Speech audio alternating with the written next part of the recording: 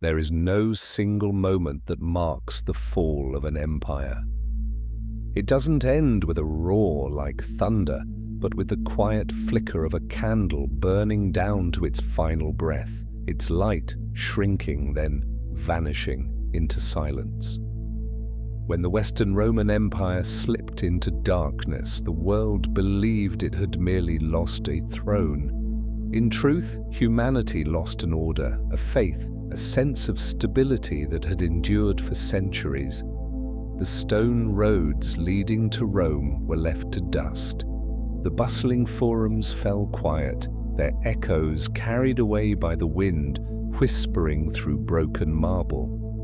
No one realized they were stepping into an age without a name, an age when history itself would fall silent for centuries to come. The Dark Ages was not a single night. It was a long, unbroken night that pulled an entire world into its shadows.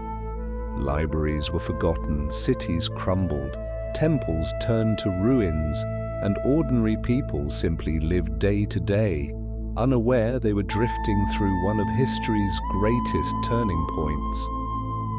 In that darkness, there were no glorious epics, no kings whose names would thunder through time. Only quiet currents remained, monks patiently copying manuscripts by hand, farmers working the fields beneath the mist, faint embers glowing in a night with no dawn. But history, like a patient living thing, never truly dies. It sleeps, waiting for a breath, a hand, a single gaze to awaken it again. Our journey begins where the light fades, but also where the seeds of a new dawn quietly take root. This is the story of the silent centuries, the centuries that shape the world we live in today. A long night, but not the last night. Welcome to Lunora, History for Sleep. Relax, listen, and let history whisper to you. The fall of the Western Roman Empire did not happen in a single morning, nor did it come from one final glorious battle. It was more like a great lamp that had burned for centuries, slowly running out of fuel, wavering in the wind, and then quietly going out in a silence so deep that those living through it barely noticed. This was an empire that had stretched across Europe, that once built straight roads, stitching distant lands together, that carved its laws into stone, into cities, into the minds of its people. And now it was nothing more than scattered ruins in a breathless afternoon. There was no trumpet sounding the end, no iron gate slamming shut with finality. There was only a slow, drawn-out collapse, like the last fragile breath of someone who had lived too long. In Rome, the marble stones that once raised palaces quietly fell. Grand arches sagged beneath moss and time. The paved roads, once symbols of order, and the veins that fed an empire, were choked with dust, their cracks filled with weeds. Rome was not crushed by a single enemy, but by the weight of its own enormity. Endless wars, internal divisions, a currency that lost its value, and borders so vast no one could truly defend them anymore. When the Roman light finally went out, it did not explode in a blinding flash. It faded into a silence so subtle that people could not say when exactly they began to live in darkness. The common people, the ones outside the marble halls and imperial courts, never called it a fall. They only noticed the streets growing emptier, the markets losing their distant caravans, the soldiers no longer patrolling, the law becoming uncertain and thin. When merchants stopped arriving and caravans no longer connected the cities, what remained were small, isolated communities, scattered like lonely islands in a grey, endless sea. A world that once moved like a well-oiled machine had fractured into pieces, and people drew inward like creatures retreating into the cold of a long winter night. In those years, few realized they were crossing one of history's great thresholds. History does not knock with thunder. It opens a door just enough for a cold wind to slip through. Romulus Augustulus, the last emperor of the West, was forced to abdicate. Historians would later point to that moment as a marker, a final line, but to those living then, it was only a rumor whispered from town to town, faint as a church bell drifting through fog. There were no fiery speeches, no marching legions singing their last song. An empire that had ruled for centuries simply ceased to be. And when the central power vanished, a vast emptiness opened. But history does not allow voids to remain for long. As Rome's arm fell limp, new forces began to seep in. Northern tribes surged southward, and barbarian kingdoms rose from the ashes. Yet in that first moment, when the empire had only just sunk beneath the horizon, what dominated everything was silence. The silence of a civilization that once believed itself eternal.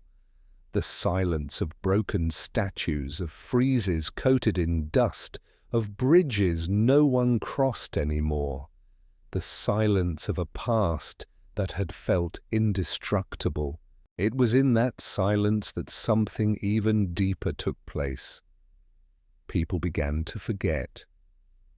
They stopped trusting the maps that once connected distant lands because the roads were no longer safe. They stopped trusting Roman law because no one remained to enforce it. They stopped believing in the empire itself because it had turned into a story, distant, untouchable, unreal. Time eroded shared memory into shards scattered across Europe, like fragments of a shattered mirror, reflecting an old light that could no longer form a whole, and from those fragments a new world would slowly, chaotically emerge, unfamiliar, fractured, restless. But for now, only the void remained, a void of power, of faith, of memory. It was like the beginning of a long night.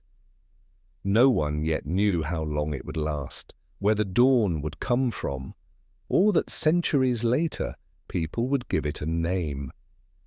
The Dark Ages. When the power vacuum opened in the wake of the Western Roman Empire's slow decay, it did not remain empty for long. History never allows silence to linger. From the cold lands of the north, great movements of people began. There were no proud banners, no declarations of war, only footsteps, group after group, caravan after caravan, seeping southward like water soaking into the earth. These were not armies in the traditional sense, but entire communities, elders, children, warriors, pack animals, and wooden carts, all leaving their homelands in search of new shelter in a world that was already trembling. Among the first to knock on Rome's gates were the Visigoths. To the Romans, they had once been little more than barbarians, people beyond the frontier, without Roman language, Roman law, or Roman faith. But now, with the borders unguarded, the line between outside and inside blurred. The dark forests of the north, once dismissed as distant barbarian lands, now cast their shadow over the heart of the empire itself. Thousands of Visigoths stood at Rome's doorstep, not just with weapons, but with hunger, desperation, and the will to survive. Once Romans had seen themselves as the pillars of civilization, and the Goths as outsiders. But history moves quickly. When empires waver, the outsiders become the ones standing at the door. When Rome was powerful, the Visigoths had been refugees asking for food and land. When Rome grew weak, they became a force to be reckoned with. The order of the world flipped in an instant. No longer was it the empire granting mercy to barbarians. It was the so-called barbarians holding the fate of the empire in their hands. The cold wind from the north carried not only the Visigoths. Behind them came the Ostrogoths, the Vandals, the Franks, and many others. This was not a single invasion with clear front lines, but a slow erosion. Waves of people crossing the frontier, pieces of territory slipping away, cities losing their grip. Rome did not fall to one crushing blow. It bled out from 1,000 small cuts along its distant borders. In those long, grey afternoons, the citizens of Rome watched blonde horsemen ride through their once glorious forums. They no longer saw proud Roman legions, only scattered soldiers unsure whom to serve. Some fled to the countryside, others stayed, hoping these newcomers might bring some new order. But what was coming was not an empire to replace the old one. It was a world dissolving and being reborn at the same time, a world with no name. The event later immortalized by historians, the sack of Rome, 410, was not a grand battle. It was the entry of a people into a city that had already lost its imperial soul. Alaric I, leader of the Visigoths, stepped through gates that had once seemed unbreachable. He didn't overpower Rome. Rome was no longer Rome. The city that had once been the beating heart of the Western world was plundered, looted, stripped bare. But what shook people most was not the destruction of temples or marble halls. It was the realization that what had felt eternal was in fact fragile. To those who lived through it, this was not a turning point. It was a slow drift. Soldiers abandoned their border posts for their villages, merchants stopped taking long roads, teachers found their classrooms empty, nobles left their villas for safer, rural estates. History rarely begins with thunder. It begins with footsteps that no one writes down. Rome was no longer the blazing center of a continent. It had become just one dim light among many scattered on the European map. Tribes began to settle, forming their own kingdoms, not Roman, not bound by a single law, not built on a unified administration. They had no desire to rebuild the empire. They were creating something new, though none could yet say what shape it would take. The Visigothic capture of Rome was more than a military defeat. It was the moment Europe's collective faith cracked. Rome had been eternal, and yet something eternal had been toppled by wandering peoples. The idea of stability itself had been pulled up like an ancient tree in a silent storm. From that moment on, the shadow of Rome lingered, but the flame was no longer in Roman hands. New hands held it now. A new age began, an age with no center, no empire, only loose fragments of what had once been whole. And from those scattered pieces, the dark ages began to spread like a long night over Europe. An empire does not only collapse within its walls, it also collapses along its roads. For centuries, the Western Roman Empire had stitched together thousands of miles of territory with a network of stone-paved roads, straight, sturdy, unwavering. These roads were more than paths for soldiers. They were the arteries of trade, of ideas, of law, of a civilization so sure of its own permanence. From Rome, one could travel to the farthest provinces of the empire and feel the unity of a vast, beating world. But when central power dissolved, the roads fell silent. No more marching legions, no more bustling merchants, no more couriers bringing distant voices. The Roman road, once a symbol of order, became nothing more than a scar on the body of a dead empire. In many places, the paving stones were pried up to build walls, to patch homes, to be burned into lime. Bridges that had once arched gracefully over rivers rotted and crumbled, their supports collapsing one by one. Rain and time did the rest. In less than a generation, the proud transportation network of an empire unraveled into broken paths linking only remote villages. People no longer knew the wider world. They were born, lived, and died without ever travelling beyond a few miles of their homes. The Roman world had thrived on movement, soldiers marching, merchants trading, scholars sharing knowledge, couriers carrying messages across the continent. When movement stopped, the blood flow of the empire ceased. The world began to close, like a door slowly swinging shut. Great cities that had once thrummed with energy became silent, abandoned islands. The sound of hooves on stone was replaced by the chirping of insects and the rustle of weeds creeping into cracks. With the roads no longer safe, merchants withdrew into the small areas they could control. Many abandoned trade altogether and turned to subsistence farming. Travel became a gamble. A journey from one town to the next, once routine, became an uncertain quest with no promise of return. Bands of raiders, wandering tribes, and ambitious local warlords turned the old arteries of empire into dangerous trails. People learned to fear what lay beyond the horizon, and their world shrank tighter with each passing year. As roads fell silent, cities began to shrink. Without the pulse of trade and travel, they became shells of what they once were. Broad forums stood empty, bathhouses dried up, market squares turned into shelters for rats and birds. Aristocrats abandoned their urban villas, retreating to the countryside where they could control their land and labor directly. The urban order of the Roman world gave way to the fragmented order of lordships and manors.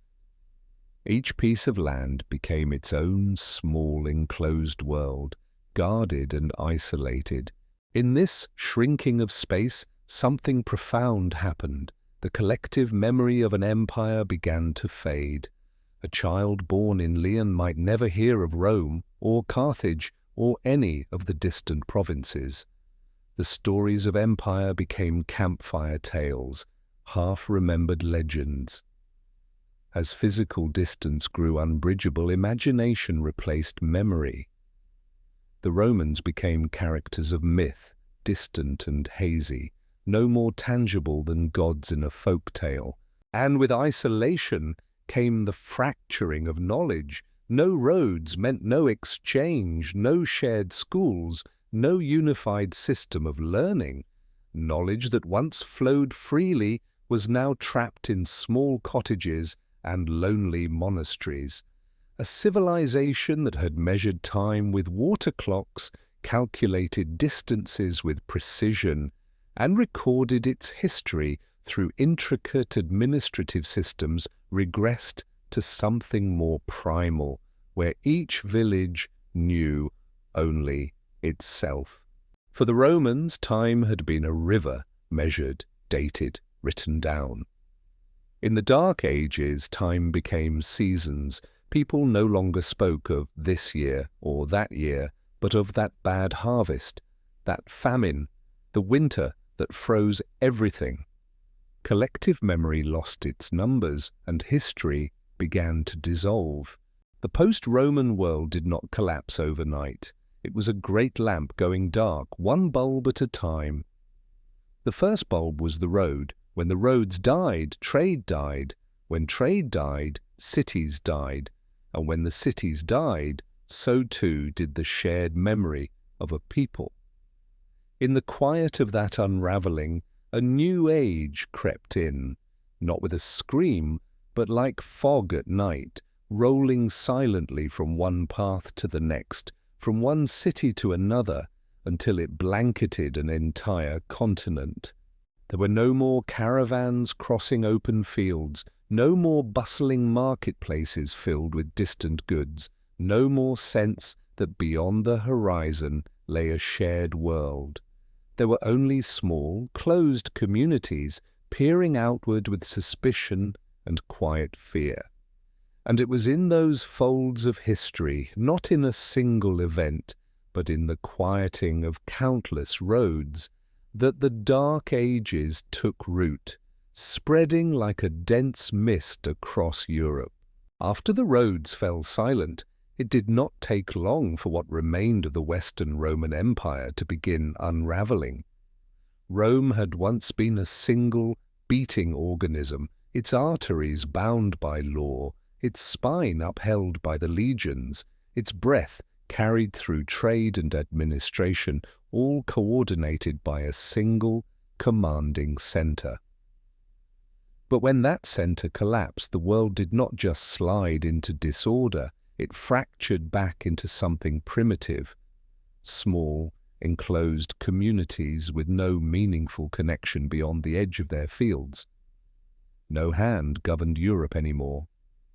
Each patch of land became its own loose fragment, ruling itself, raising its own walls, writing its own rules. A new order began to form, small, closed, fragile, and anxious. The Roman city had once held judges, soldiers, governors, public works, baths, and forums. When the roads and trade that sustained these structures vanished, those functions withered. No one came, no one left. The city became a hollow skeleton, the shell of a life long gone. Forums where senators once spoke now housed livestock. Noble villas were abandoned or seized by locals seeking shelter. The same stones that built amphitheaters and triumphal arches were torn down to make stables, barns, and crude walls. The glory of empire was reduced to free building materials for survival. With no central authority, power flowed to those who could protect. First to bands of soldiers, then to local lords, men with land, weapons, and the ability to gather followers. They bore no Roman titles, carried no imperial legitimacy, but in a world without law, they were the law. They raised palisades, recruited armed men, divided land, and imposed their own rules. One village no longer resembled the next. Laws shifted from hill to hill. There was no shared standard.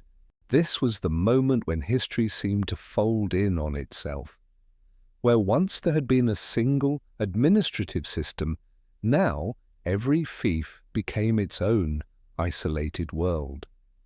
A person born in one small valley could live and die without ever knowing what lay beyond the next ridge, without knowing who the emperor was, without even remembering that an empire had existed. Words like Rome, empire, and citizen disappeared from daily speech. People spoke instead of the Lord's land and the forest of such and such baron. The world shrank to a suffocatingly small scale. With fragmentation came the fading of law and trust. Without a common legal system, each lord made his own rules, sometimes to protect his people, often to exploit them. A peasant in the 5th or 6th century had no notion of citizenship, justice, or rights as the Romans had. Life was simple and brutal. Live under one lord, follow his rules. There was no Roman law to appeal to, no higher power to turn to. This disintegration was not only territorial, but deeply psychological. With no shared history, each region began to weave its own stories. Local legends blossomed, small heroes emerged, new tales were spun to replace the fading memories of emperors whose names no one could remember. Once, imperial identity had been drawn across vast maps. Now it was drawn over a few hills. Fragmentation also birthed islands of power. Strong, resourceful lords turned their holdings into fortresses. Walls were raised, moats dug, watchtowers sprouted like mushrooms. Inside these fortresses, people traded obedience for safety. It was small, but it was order of a kind, order bounded by stone and sword, not law and citizenship. In Rome's golden age, people had felt part of a vast world. Now that world shrank until it was only the fields outside their village, a world so small that maps were unnecessary, calendars irrelevant, distant lands forgotten, not by choice, but because a once living civilization had lost its pulse. And from these small, fortified fragments, a new social structure began to take shape, what we now call early feudalism. It bore none of Rome's grandeur, no lofty legal philosophy, no shared civic identity. It was built on a single, raw principle: the strong rule, the weak submit, and in exchange they are offered a fragile protection against a world that no longer makes sense. As the night of history fell, the greatest loss was not stone walls or marble arches, it was the shrinking of human horizons. Those who had once walked the wide Roman roads now knew only the dirt paths circling their village. Those who once heard of philosophers, scholars, and emperors now gathered around the fire to hear folk tales. History, once a vast river, broke apart into scattered puddles across Europe, each reflecting a small, flickering fragment of a forgotten world. When a world loses its political order, people often turn to what cannot be toppled by sword or fire: faith. After the Western Roman Empire fell, after the Roman roads went silent, and the new lordships built their walls, there was little left to bind people together. Emperors disappeared, Roman law was forgotten, merchants no longer travelled. But one thing remained: the churches. Modest stone buildings standing at the centre of villages crowned with wooden crosses became the last anchors of collective memory. When the Roman cities crumbled, the churches did not. They became the few pillars that still stood. In an age when power shifted from one lord to another with the swing of a sword, the church was the only place where people could enter without fear of violence. The bells rang morning and night, their rhythm becoming the heartbeat of daily life. While everything else was swallowed by darkness, faith in God seeped quietly into every roof, every breath, every whispered prayer. The Roman Catholic Church quickly rose as a new kind of power. There was no single political empire ruling Europe anymore, but there was a shared faith that reached everywhere. From Rome, popes commanded no armies, ruled no vast territories, yet they held something no local lord could claim: the hearts and souls of the people. In a time of uncertainty, people did not trust kings or borders, but they trusted God. They believed in a higher order, one that stretched beyond the dirt walls of their villages. It was no accident that churches were built at the center of every settlement. When roads broke and trade vanished, the church became the last common gathering place, not only for prayer, but for hearing news, for exchanging what little was known, for holding on to a sense that their small lives were still part of something greater. In a fractured world, faith became the only language everyone could still speak. Inside the cold walls of monasteries, a quiet but unrelenting battle took place, the battle to preserve memory. When Roman libraries burned and Roman schools disappeared, monks became the last men who could read, write, and copy. Outside lay war, pillage, and darkness. Inside the monasteries flickered the fragile light of ink and parchment. Works of Aristotle, Cicero, Virgil, and others were copied by hand across generations, quietly surviving the long night. The church was not just a spiritual refuge, it became a structure of real power. While lordships fractured Europe, only the church crossed borders unbroken. A priest in northern Gaul and a monk in Rome could speak the same sacred language, read the same scripture, and perform the same rites. While tribal kingdoms failed to unify their laws, the church unified faith. And in that unity lay a quiet, immense strength. In those years, a peasant might not know the name of a king, but he knew the name of his village priest. He didn't know where one lord's land ended and another's began, but he knew to go to church on Sunday. He didn't know who would win the next war, but he believed his soul would be saved if he followed God's commandments. Faith became the anchor that held people steady in a world where everything else was adrift. But this age was not bathed entirely in light. With the church's power came control. When faith became the only compass, fear grew toward anything outside its teachings. The world beyond the church walls was seen as sinful, dark, touched by heresy. Other beliefs and ideas were pushed aside or erased. The light of the church was a guiding flame, but it was also the only light people were allowed to see. And yet, even within that control, one truth cannot be denied. If not for monks patiently inscribing words onto parchment, if not for small churches sheltering knowledge in their quiet corners, vast pieces of human history would have been lost forever. In the long night of the Dark Ages, the church was a single candle, trembling against the cold winds of forgetting. And from those solitary candles, the seeds of a distant future were sown.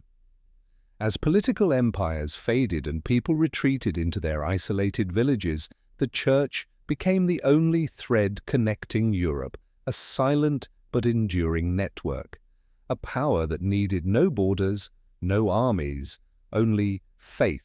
Amid a Europe sinking into the shadows of chaos, war, and fear, there were places where time seemed to flow differently. They were not the palaces of lords, nor the abandoned forums of the Western Roman Empire, but quiet monasteries, small, secluded sanctuaries tucked away in cold, misty lands. Outside, the wind howled through the forests, and the distant hooves of raiders echoed across the night. Inside, there was only the soft scratching of quills on parchment, the flickering glow of candles, and the hushed whispers of men copying words line by line.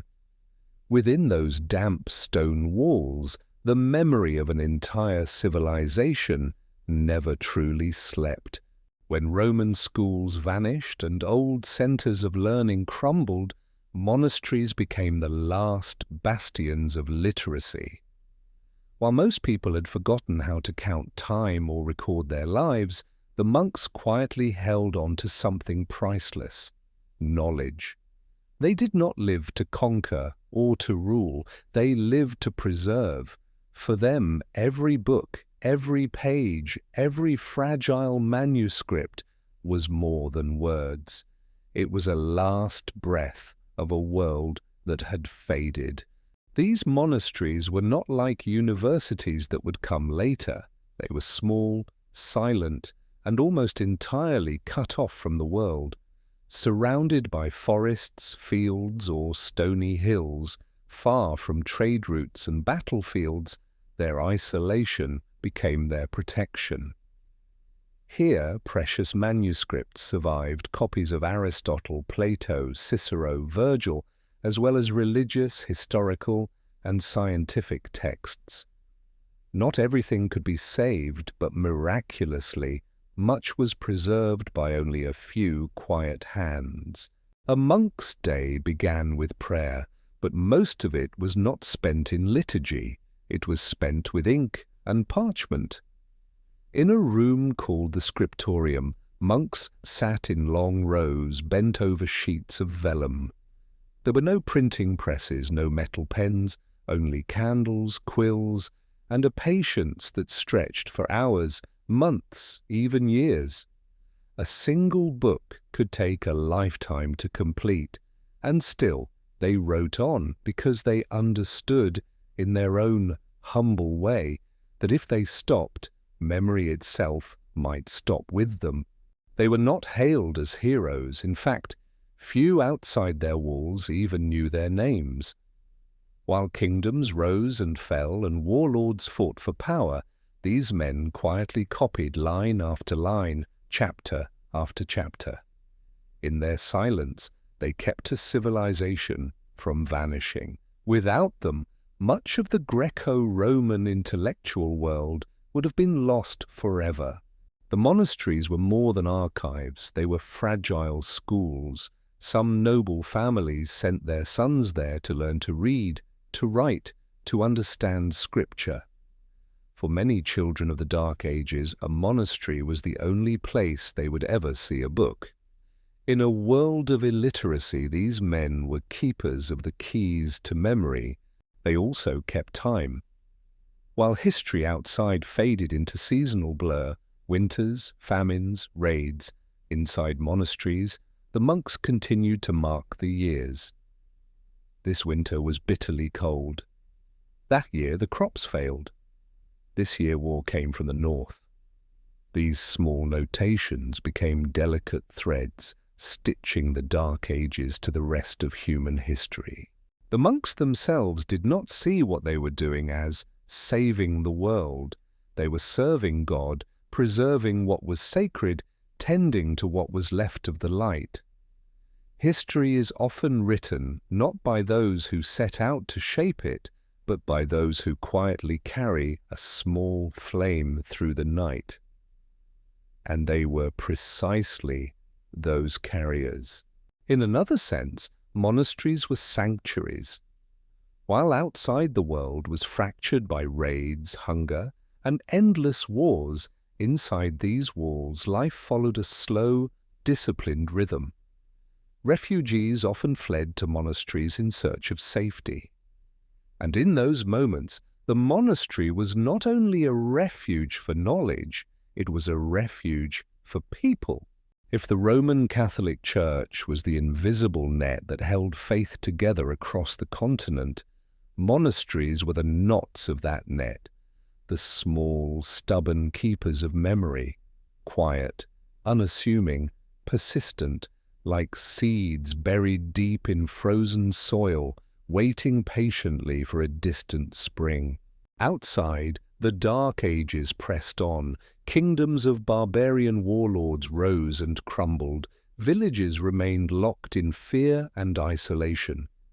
But in scattered monasteries across Europe, memory still flickered page by page. A single flame could not banish the night, but it could remind humankind that the light had never been fully extinguished. In a world where order had vanished, the one who held people's faith held power. When the legions of the Western Roman Empire disappeared, when no emperor sat on a throne, when the law was nothing more than scraps of parchment blurred by rain, only one voice continued to ring out across the continent, without swords, without armies, the voice of the Church. It rose from great cathedrals in the south, drifted through misty valleys in the north, crossed the Alps, and reached distant lands where Rome's light had never shone. Everywhere, people might not know the name of their king, but they knew the name of God. The Roman Catholic Church did not emerge like a conquering empire, but as a natural web woven from faith, prayer, and shared symbols. Behind its serene surface, something far larger was taking shape, a new system of power more subtle and enduring than any empire before it. While the tribal kingdoms of Europe wrestled over land, the Church was already redrawing the map, not with borders, but with spiritual influence. The Church understood what warlords did not. In a post-Roman world, power could no longer be sustained by the sword alone. It could only be sustained through belief. Faith was built through ritual, symbols, and repetition. Every day, church bells rang at the same hour across distant lands. Every prayer was spoken in the same language, Latin, a tongue most commoners did not understand, but one that carried a sacred weight. In a fractured continent, the Church became the invisible thread holding Europe together. Little by little, worldly power began to bow to the power of the cross. Local lords, though armed and wealthy, knelt to seek the Pope's blessing to legitimize their rule. A king could command soldiers, but only the Church could make his subjects believe his authority came from God. And in that age, belief was stronger than any army. From Rome, the popes sent their legates, envoys bearing seals, letters, and the blessing of heaven. They traveled across kingdoms acting as advisors, messengers, and observers. Where no strong king existed, the Church became the de facto government. Where too many weak kings quarreled, the Church became the only trusted arbiter. Gradually, spiritual power fused with political power until the two were indistinguishable. Meanwhile, monasteries grew from quiet refuges into true economic powerhouses. Lands were donated to the Church. Fields and vineyards became monastic estates. Monks were not only scribes, but also farmers, vintners, and land stewards. Some monasteries grew larger than the villages around them, with servants, granaries, and hired labor. They became self-sufficient societies, free from the control of any lord, loyal only to the Church. Ironically, while many today imagine the Dark Ages as an age of ignorance and violence, it was within this darkness that a new structure began to form. The Church replaced the empire, faith replaced the law, the monastery replaced the city. This new order was not born of a grand plan, it emerged from human necessity. People needed something to trust, someone to follow, something to keep them from despair. The Church's power came not only from faith, but from knowledge.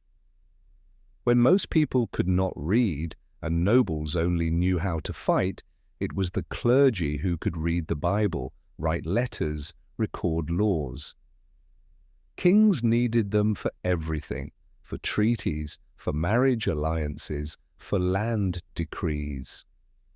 In quiet scriptoria and chancelleries, monks and clerics became the hidden brain of medieval Europe. The post-Roman world had no single center, but it had countless crosses. Each cross was a marker of this new power. While tribal kingdoms rose and fell in blood and iron, the Church built its power on belief and time, two forces no army could conquer, only accumulate. With each passing century, that power did not fade, it grew. And while the people of the age thought they lived in darkness, a new order was already forming beneath the candlelight. But power, even wrapped in the robes of faith, is still power, and power is always tested. As the Church grew wealthier and stronger, as priests became not only spiritual leaders but also landowners and administrators, new tensions began to simmer. These were not the wars of empires past, but conflicts between two invisible authorities, royal power and sacred power. And slowly a question began to echo across medieval Europe. Who truly rules, the king or God?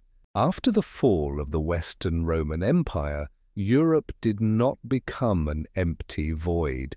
Darkness spread, but from within that darkness new shoots began to rise.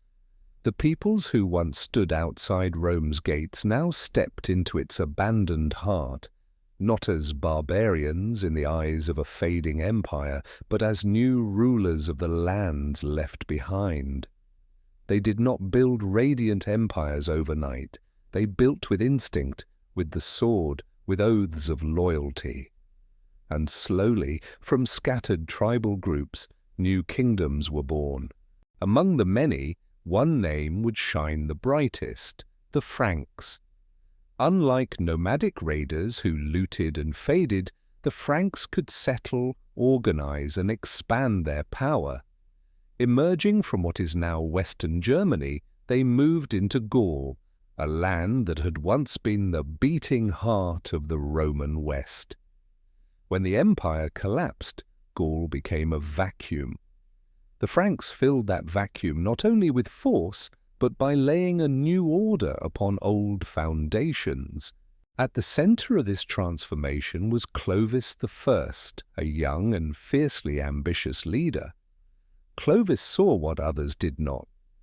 To rule former Roman lands, he needed more than steel. He needed legitimacy. He needed something people could believe in. And in that age, nothing gave legitimacy more powerfully than an alliance with the Roman Catholic Church. Clovis's conversion to Christianity in the late 5th century was a turning point not only for the Franks but for all of Europe. When he knelt to be baptized, he did not just become a believer, he became the King of God. In the Church's eyes, he ceased to be a barbarian chieftain and became a potential pillar of a new Christian order. In the eyes of the people, that alliance bathed his rule in a sacred light no other warlord possessed. A new model was born, royal power and sacred power standing side by side. The Frankish king held the sword, the Church held the cross. One ruled the land, the other the soul. In a shattered Europe, this alliance had a special gravitational pull. Other rulers saw in Clovis an example. To win the hearts of the people, stand beneath the shadow of the Church. To claim legitimacy, look to Rome. From Soissons, Clovis expanded his realm step by step through war, alliance, and diplomacy, binding scattered tribes into a single kingdom. The Franks did not carry Rome's grand philosophies, but they had what the time demanded: military strength, political adaptability, and, crucially, an ability to weave their power with the faith that people depended upon. In an age starved for something to believe in, a king with God on his side became a symbol of hope. The structure of the Frankish kingdom was not a replica of Rome. It lacked complex bureaucracy and a vast educated elite. But it had enough to hold its ground: a strong king, a loyal network of lords, and above all, the moral authority of the Church. In a century of turbulence, the Frankish kingdom became one of the few stable centers of power. Clovis's baptism opened a new path for the Church as well. For the first time since Rome's fall, the Church found a secular ally strong enough to stand against the chaos sweeping across the continent. It didn't need to rebuild the empire, it only needed to weave a parallel web of power. The Franks were the first crucial thread in that web. From this moment, a new idea began to stir in the imagination of churchmen. If Rome could not be saved, perhaps a new Rome could be built, not of stone, but of faith. And if that Rome were to have a king, he would not stand above the Church, but beneath its blessing. From those seeds, centuries later, the idea of a Christian Europe would emerge. For now, however, the landscape remained fragile. Other kingdoms rose too, the Visigoths in Iberia, the Ostrogoths in Italy, the Lombards in the north. Each kingdom carried its own laws, its own shifting faith, its own way of surviving. Europe was not a single tapestry, but a patchwork quilt, stitched loosely, ready to tear at any seam. Yet, among all these pieces, the Frankish kingdom began to stand out. It was there that sword and cross forged an unusually stable bond. People still lived in a long night, but in that land the flame of power and faith burned a little brighter. And light, once seen, has a way of travelling far. When a vast empire collapses, it does not leave behind a peaceful void. It leaves behind a battlefield. The Western Roman Empire had once been the great axle holding dozens of territories together, and when that axle broke, the wheels spun in different directions, crashing into one another. Without Rome, without a centre, without a referee, every kingdom born from its ruins became a lone fragment, each trying to prove itself the strongest. Europe, once bound under Rome's light, shattered into countless pieces of shifting twilight. Among these emerging powers, the kingdom of the Franks under Clovis I had begun to take shape as an organized force. But they were not alone. To the south, the Visigoths ruled over Iberia. In Italy, the Ostrogoths built their kingdom on the crumbling foundations of old Rome. To the north and east, the Lombards and other tribal peoples pressed forward.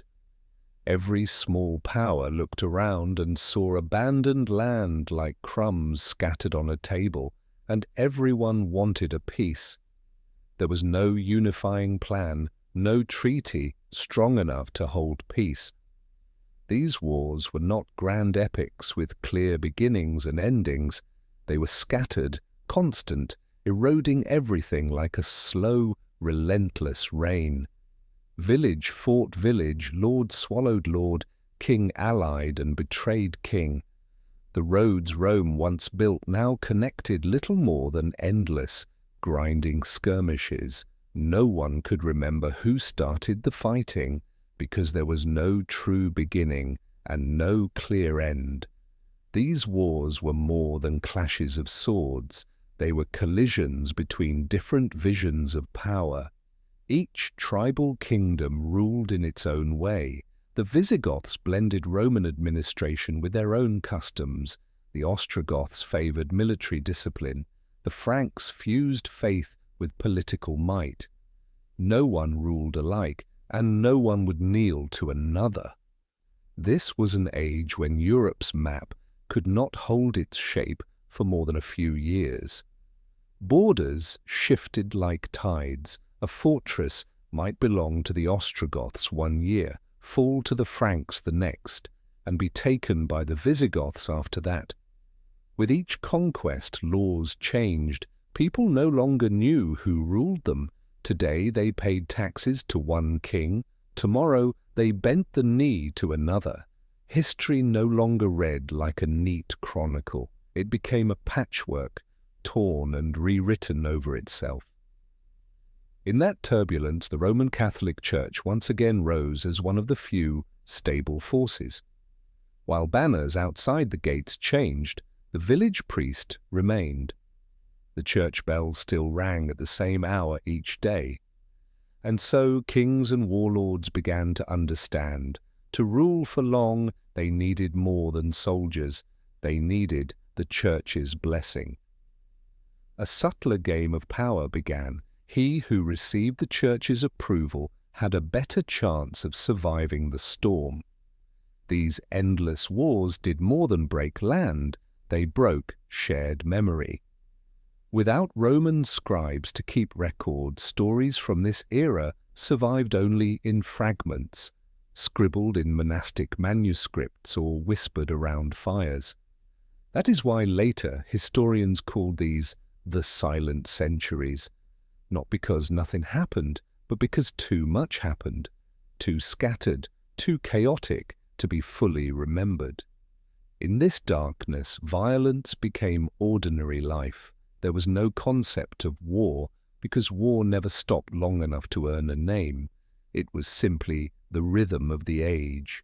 Small bands of fighters roamed the countryside, not caring which side they were on, only taking food, claiming villages, raising their flags. Ordinary people learned to survive, not to be loyal. Any memory of a single, united empire had faded into myth. And yet, from that chaos, stronger powers began to emerge. Among the fragments, those with better organization, like the Franks, became centers of gravity. They had larger armies, deeper ties to the church, clearer laws. In a sea of darkness, such small islands of light began to draw the scattered pieces toward them. Conflict forced adaptation. The Franks learned to forge treaties. The Visigoths learned to govern rather than simply conquer. The Ostrogoths and Lombards adapted parts of the old Roman administrative structure to hold their lands together. Step by step, through countless unnamed wars, a fragile but recognizable order began to take shape. Europe in this age was like a stormy night with no guiding beacon, only scattered sparks of light from young kingdoms rising. Each spark collided, broke apart, merged again, and scattered. Yet those small flames would, over time, sketch the outlines of a medieval Europe, not through grand design, but through hundreds, even thousands, of forgotten battles. The endless wars among the so-called barbarian kingdoms did more than tear Europe into fragments. They left behind a far greater void, a void of legitimacy. Kings could command lands and armies, but they lacked something the Western Roman Empire had once provided, a unifying idea that people could believe in. When Rome stood, the emperor's throne was built not only of stone, but of faith, the shared belief of millions that they belonged to one world.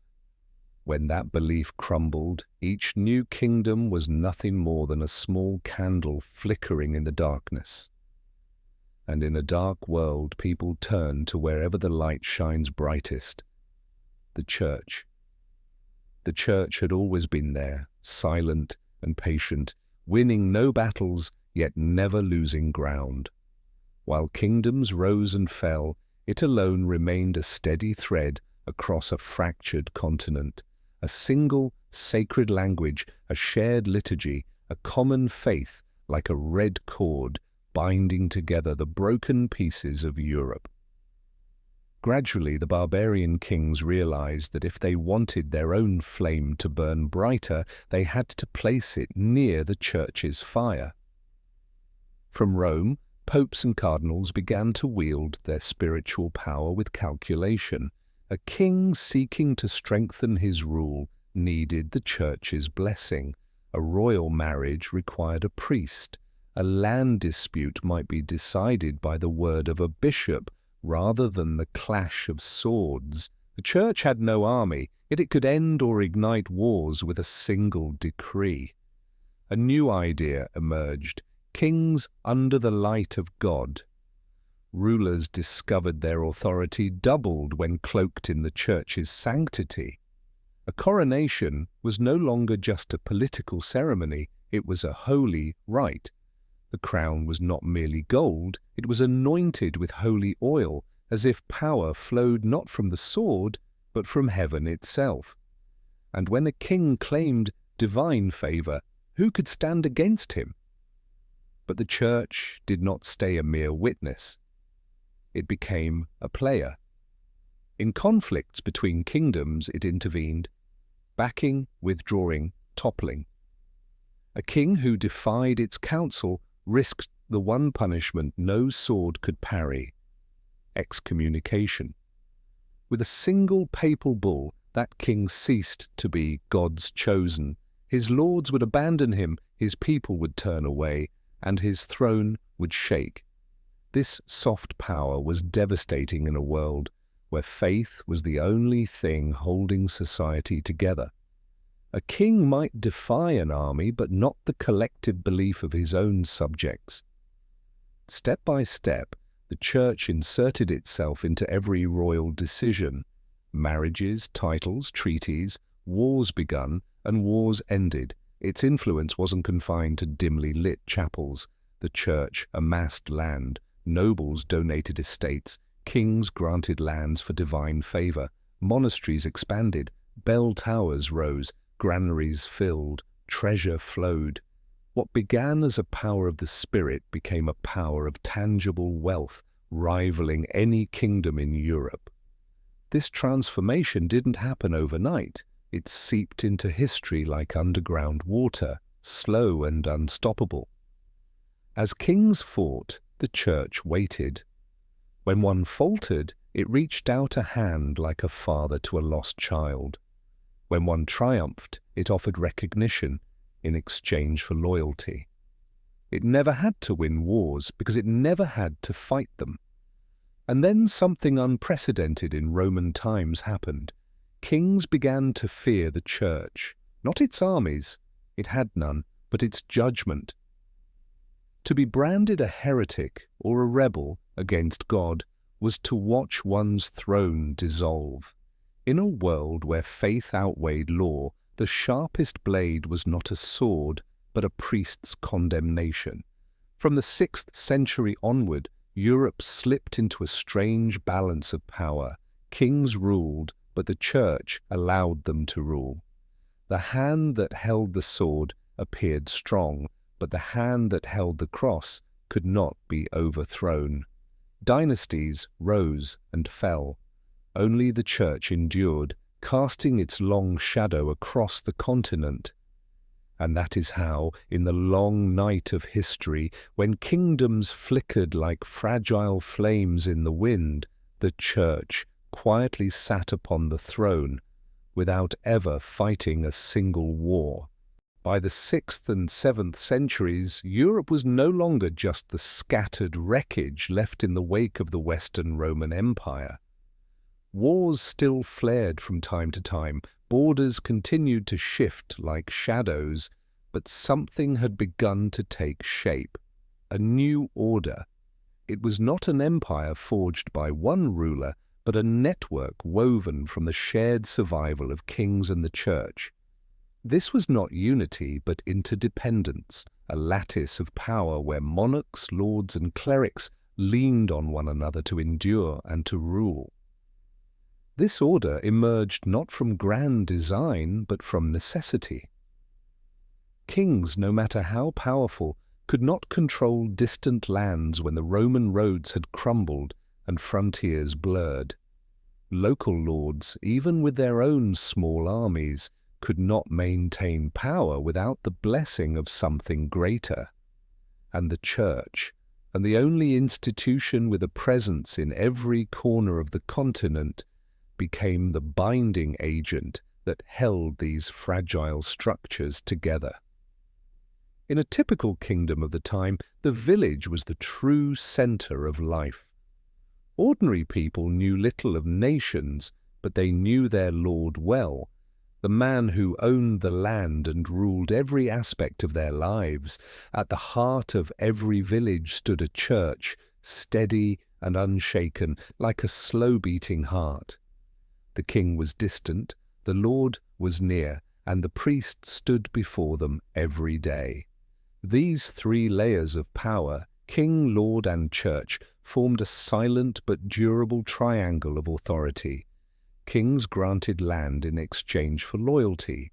Lords collected taxes, raised troops, and swore fealty to the king. And the church stood beside them, blessing the pact, turning a political bargain into a sacred covenant. In an age when everything was illuminated by faith, an oath of loyalty was more than legal obligation, it was divine. To break it was not just to betray a king, but to defy God, What made this system particularly potent was that the church did not merely wield spiritual influence, it was also a temporal lord. Monasteries and cathedrals held vast estates, commanded labourers, and even kept their own armed guards. Many bishops ruled lands as large as noble estates. They signed treaties, forged alliances, and sometimes stood against kings themselves. Cathedrals and castles rose side by side, not only as neighbours in stone, but as entwined pillars of power. Perhaps the Church's most subtle role was its ability to ease fear. In a world of instability, it did not promise peace, it promised meaning. War could burn villages, famine could claim lives, but priests reminded the people that this life was only the beginning, and heaven was eternal. That belief kept millions enduring hardship without revolt. Kings ruled with swords, but the Church ruled souls. This spiritual security made the early feudal order surprisingly resilient. Subjects believed their king ruled under God's light. Lords believed their power was granted by divine will. And the Church saw itself as the ultimate arbiter of justice. Though they wielded different degrees of power, all belonged under a single, shared canopy of faith. Ceremonial imagery reinforced this bond again and again. A king knelt before an altar to be anointed with holy oil before ascending the throne. Nobles pressed their hands upon the Bible to swear loyalty. These were not mere rituals, they were the machinery of power. Without the Church's sacred rites, secular power lost its legitimacy in the eyes of the people. But woven into this harmony were the first seeds of conflict. As the Church grew richer, as monasteries amassed land, as bishops gained voices equal to kings, a new tension emerged. Where did the authority of God end and that of the king begin? Beneath solemn prayers, an invisible struggle was beginning, one that would one day erupt into centuries of conflict between crown and cross. Yet for now, this fusion gave Europe something it had lacked since Rome's fall, a fragile, precious sense of order. People had someone to believe in, someone to follow, and a shared structure of law and faith. It was not the gleaming stability of the Roman world, but a darker, humbler kind, sustained not by stone and reason, but by faith. In the long night of the Dark Ages, this alliance between royal power and the Church created a system that did not need torches to survive. Each brick of authority was held together not with mortar, but with the faith of millions of ordinary people. And that structure would become the backbone of medieval Europe. In the long night of the Dark Ages, feudalism did not arrive like a storm. It seeped into the earth, into daily habits, into the rhythm of breathing itself. No day was marked on a calendar, no decree was proclaimed, and yet by the 7th and 8th centuries, Europe had quietly transformed into a vast mosaic of small, self-contained lordships, each a miniature world with its own laws, its own master, and a church standing at its centre. Royal power at that time was like a distant sun, present but faint. Real authority rested in the hands of lords, those who owned the land, commanded the soldiers, and most importantly, held the loyalty of the people living on their soil. In this world, a lord was not merely a wealthy nobleman, he was judge, governor, tax collector, and executioner. He didn't need a throne, his domain was his kingdom. For the people, mostly serfs, life was narrow, repetitive, and bound. They were born, worked the fields, paid taxes, obeyed their lord and their priest, and died within the same few miles. The land was not theirs, the house was not theirs. Even their lives were not entirely their own. Everything was tied by oaths of loyalty, not to a distant king, but to the Lord who ruled the ground beneath their feet. Yet these lords did not rule alone. At the heart of every domain stood a church, humble or grand, with a priest representing the Roman Catholic Church. The priest had no army, no fortress, no wealth of his own, but he commanded what no lord could control: souls. While the Lord ruled through law and force, the priest ruled through fear and hope. A single sermon could make a village bow or rise. And so Lord and Church clasped hands, dividing the same patch of earth between temporal and spiritual power. This fractured power created a peculiar kind of society. There were no countries in the modern sense, only thousands of overlapping little kingdoms. A distant king could not directly govern all these lands, but he could maintain his title through a chain of oaths. Lords swore fealty to the king, peasants swore loyalty to the lords, and everyone bowed before God. The system held together not through central law or a standing army, but through invisible cords of custom and faith. Each fief was a closed world. Few villagers ever left their land. They didn't need to know what France was or what Rome had been or how vast Europe was. For them, the world ended at the forest's edge or the riverbank a few miles away. Big history never reached them, but their small lives were the quiet foundation of the entire age. Time was measured not in years, but in harvests. News travelled not in written records, but by merchants and wandering messengers. Life moved like a slow, heavy current. Paradoxically, this fragmentation brought a strange kind of stability. When each domain was self-sufficient, large wars became rare.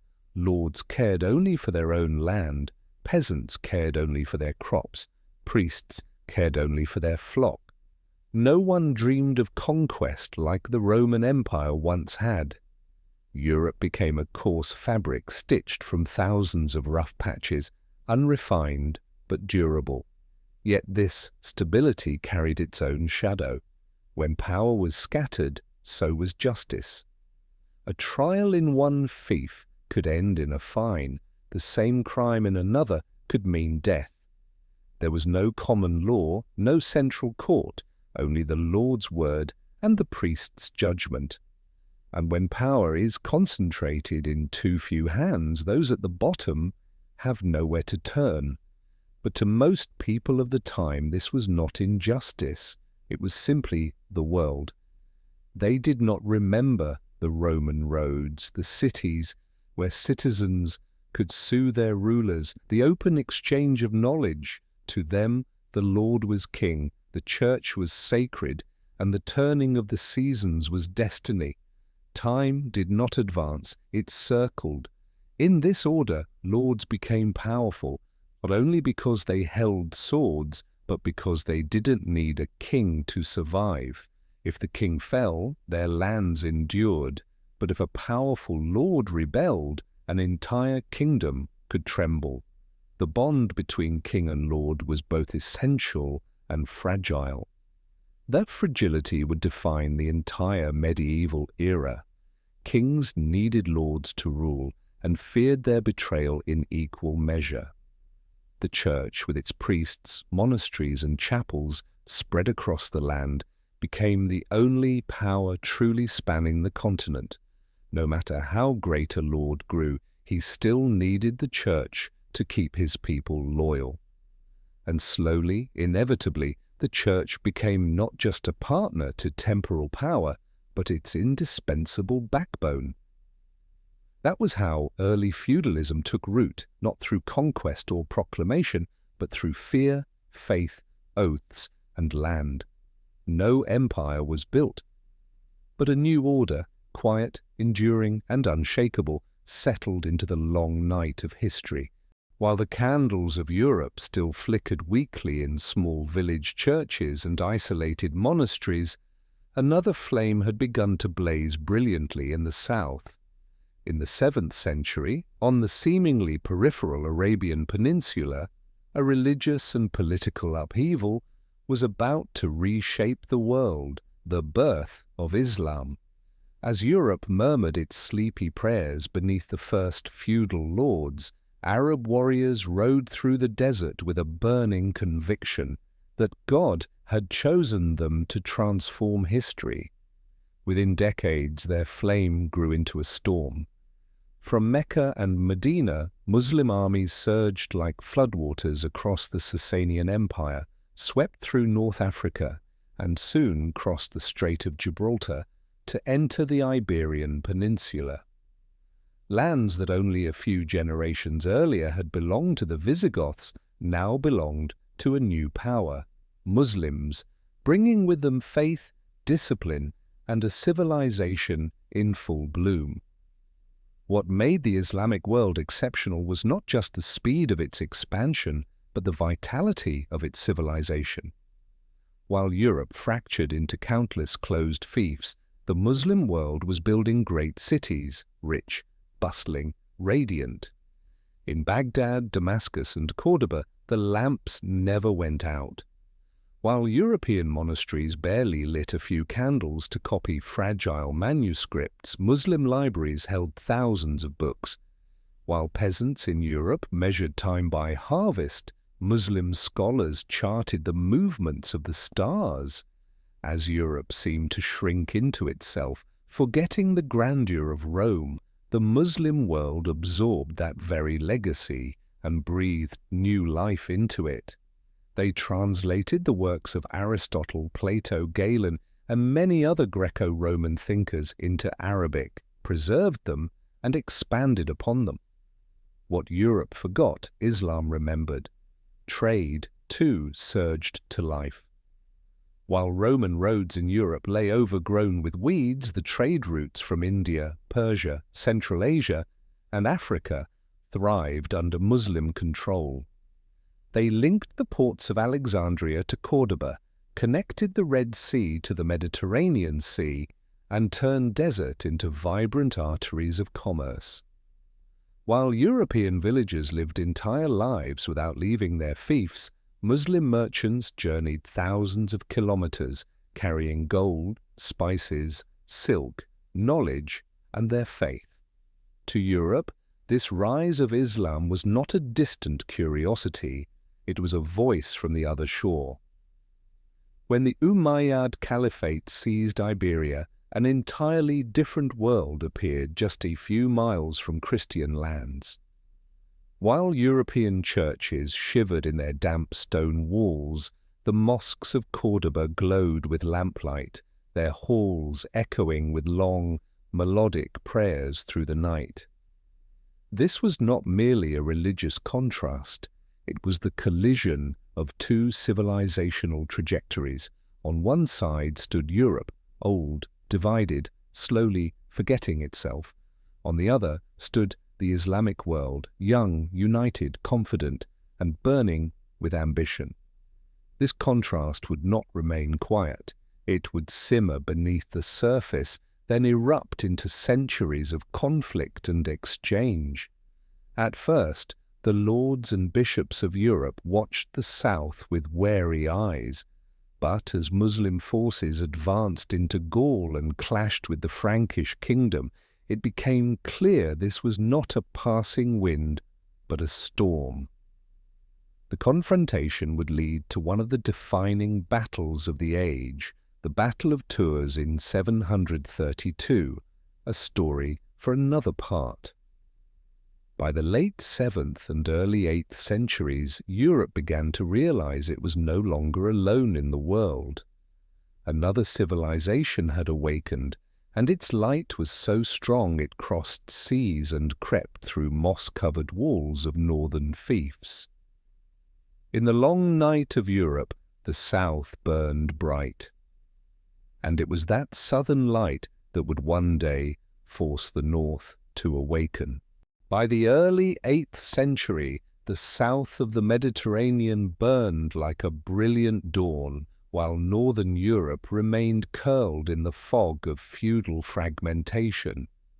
The brighter that light grew, the sharper the darkness around it seemed. The Umayyad Caliphate did not stop at the Iberian Peninsula. It turned its eyes northward toward the forests of Gaul, where the Franks were rising and where the old frontier of the Western Roman Empire once lay. For the Caliphate, this was not just another land, it was the gate to Europe. In 711, Muslim forces under Tariq ibn Ziyad crossed the Strait of Gibraltar and crushed the Visigoths at the Battle of Guadalete. Within a decade, nearly all Iberia had fallen under Muslim rule. Córdoba rose as a dazzling new center of Islamic civilization in Europe, a city of wealth, trade, libraries, scholarship, and long roads stretching east. North of the Pyrenees, the Christian lords still lived quietly within their self-contained fiefs, unaware that history was approaching their gates. Around 720, Muslim armies began crossing the Pyrenees into Gaul. They did not arrive merely as invaders, they came as the vanguard of a confident civilization. Merchants, scholars, architects, and warriors carried with them a vision of belonging to something vast and luminous, a sense Europe had long since lost. To the Christian lords of the north, these armies were unlike the disorganized tribal raiders they were used to. They were disciplined, united by faith, and above all, they fought not merely for land, but for God. While the lords of Gaul thought in terms of local fields and rivers, the Caliphate moved with a sense of global destiny. Amid this looming wave, a figure emerged from the half-light of history: Charles Martel. Not a king, but the true power behind the Frankish throne, he was a commander who grasped what was at stake. If the wave rolled over Gaul, Europe might never again belong to itself. Quietly, deliberately, he prepared. In 732, on the plains between Tours and Poitiers, two worlds finally met. On one side stood the forces of Abdul Rahman al-Ghafiqi, tens of thousands of elite cavalry from Al-Andalus. On the other, a loose but determined coalition of Franks, drilled into a solid infantry line under Charles Martel. This was more than a battle. It was the first face-to-face confrontation between two civilizations, one ascendant, one struggling to defend what little it still held. No epic was written on that day. No grand chronicle captured its immediacy. But later accounts speak of the Frankish wall of spears, standing silent and immovable in the cold mist, refusing to break beneath the thundering cavalry. When the riders charged like a storm, the line held, not because the Franks were stronger, but because there was nowhere left for them to retreat. The Battle of Tours raged for hours, perhaps days. In the fog and darkness of the battlefield, the blood of both armies soaked the earth.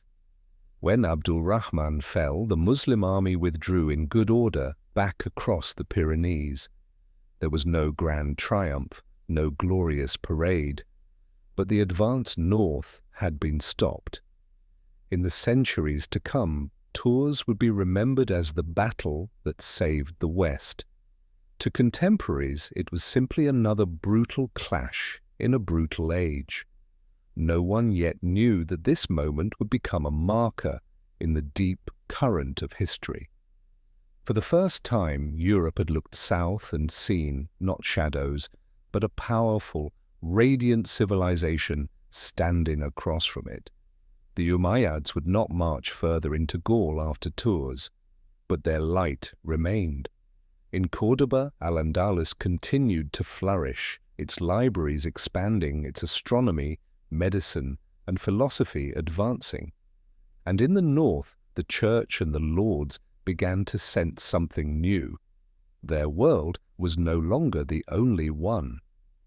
A great neighbor stood just beyond their borders, forcing them to look beyond their narrow horizons. Out of that moment, something began to stir, a faint awareness of us. Before tours, each lord thought only of his own fief. After tours, they began to glimpse a larger idea, something they might need to defend together, their Christian faith and the fragile world they shared. After the clash of swords at the Battle of Tours, something quiet but profound began to take shape across Europe. For the first time in centuries of fragmentation, Christians in the north began to feel that they were not merely subjects of isolated fiefs and minor kingdoms, they were part of something larger. There was no declaration, no solemn assembly. But in cold stone churches and silent monasteries, a fragile sense of shared identity began to stir. We, those who believed in the same God, lived by the same faith.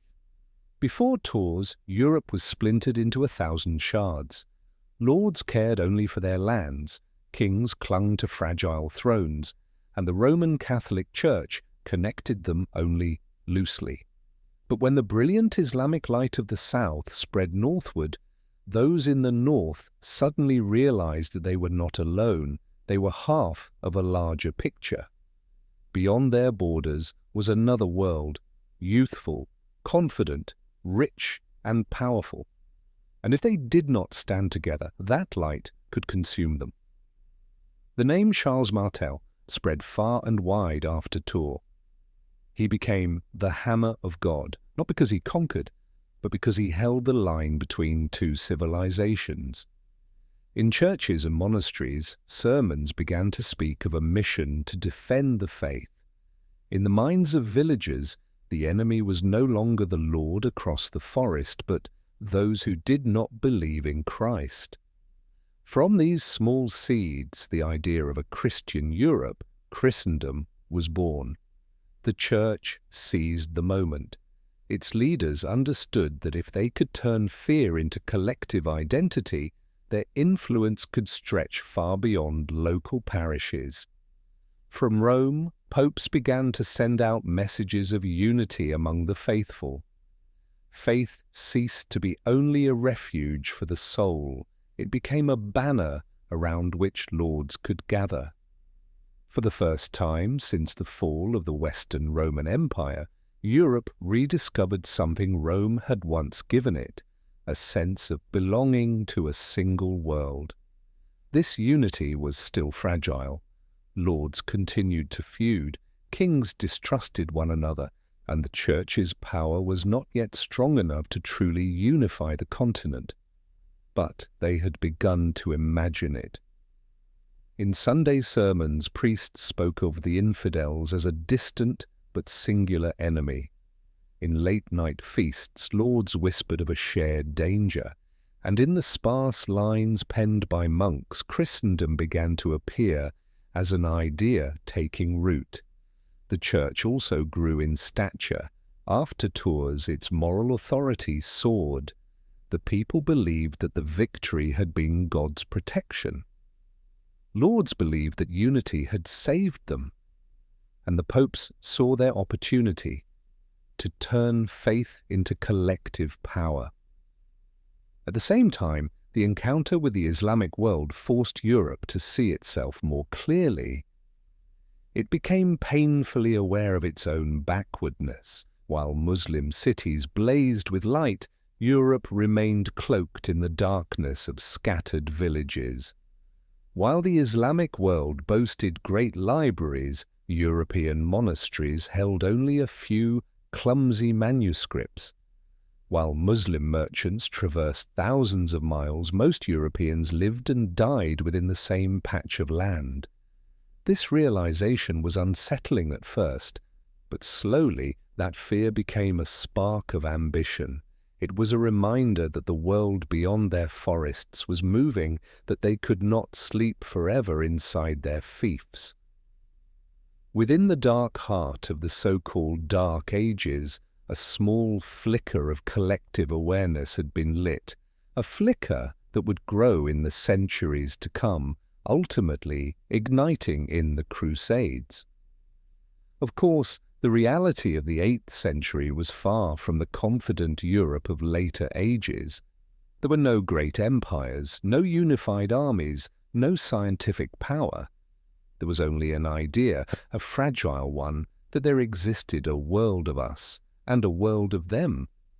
But in an age when ideas could be mightier than armies, this was a turning point.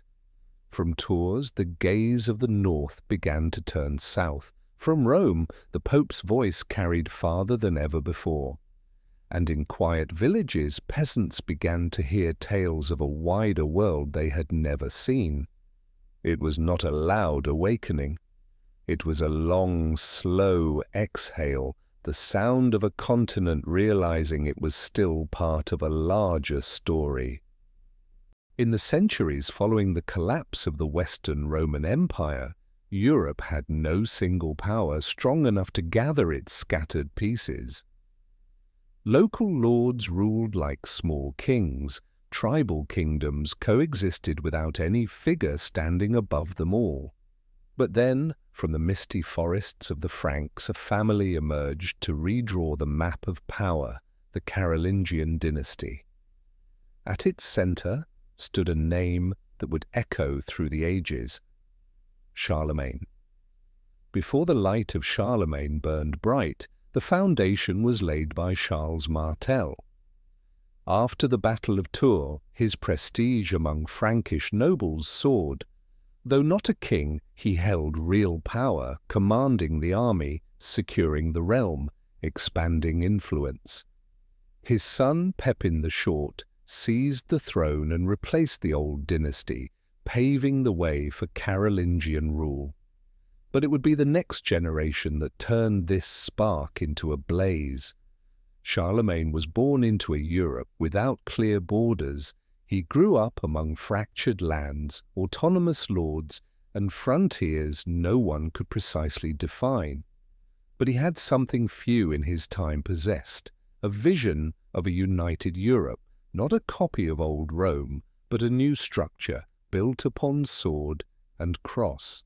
From the very start of his reign in 768, he launched relentless campaigns. He didn't fight merely to conquer land, he fought to shape a new order.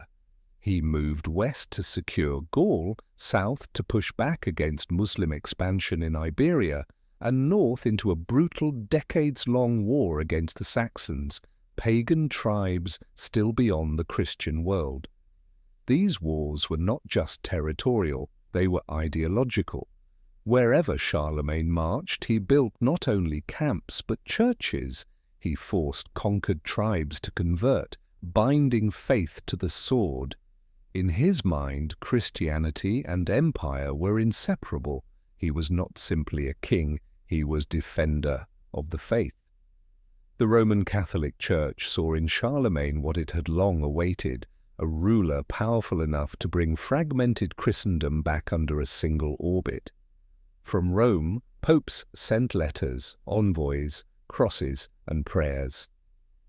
It was a mutually binding pact. Charlemagne needed the Church to legitimize his power, and the Church needed Charlemagne to turn faith into political force. The bond reached its zenith on Christmas Day, 800. In the heart of St. Peter's Basilica, Pope Leo III placed a crown on Charlemagne's head, proclaiming him Imperator Romanorum, Emperor of the Romans. It was more than ceremony. For the first time in over 3 centuries since Rome's fall, Europe had an emperor. Not the resurrection of the old Rome, but the birth of a new one, woven from steel, faith, and memory. At its height, Charlemagne's empire stretched across most of Western and Central Europe, from the North Sea to Italy, from modern-day France into Germany and Austria. But his true legacy wasn't territory, it was governance. Unlike most feudal lords, Charlemagne ruled not just by fear. He built a rudimentary administrative system, sending missi dominici, royal envoys, across the realm to oversee local nobles and enforce imperial law. In a fractured Europe, this was revolutionary. Even more remarkably, he championed education. At Aachen, he established a palace school, inviting scholars from England, Ireland, and Italy to teach. While much of Europe still lay in illiterate darkness, his court rekindled reading, writing, and manuscript preservation. It was not yet a renaissance, but it was the first flicker of light.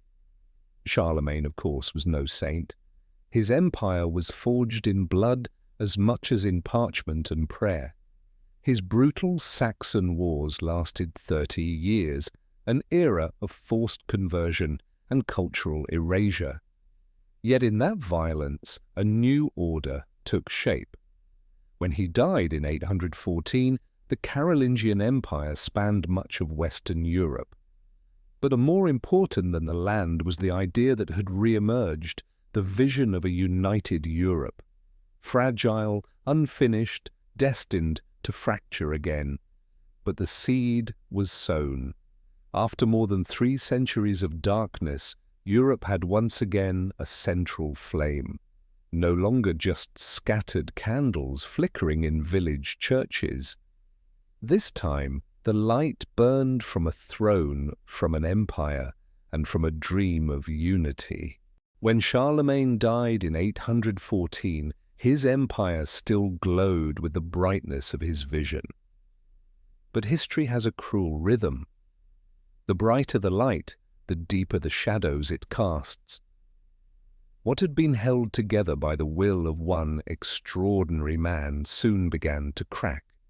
An empire forged with sword and cross started to crumble once the hand that bound it disappeared. The imperial crown passed to Louis the Pious, a devout man, but lacking his father's iron will. Where Charlemagne had ruled with both faith and force, Louis ruled with piety and softness. In a realm that stretched from the North Sea to the Mediterranean, softness was an invitation to fracture. Local lords, long used to holding real power on their lands, began testing the limits of imperial control. His brothers, nephews, and ambitious nobles eyed the throne. Frontier provinces, once loyal only out of fear, no longer feared anyone. The empire trembled. The breaking point came after Louis's death in 840. His sons, Lothair I, Louis the German, and Charles the Bald, plunged into civil war. No single figure possessed Charlemagne's authority to hold them together. In 843, the empire was formally split by the Treaty of Verdun. The western lands became the foundation of modern France. The eastern lands became the foundation of modern Germany.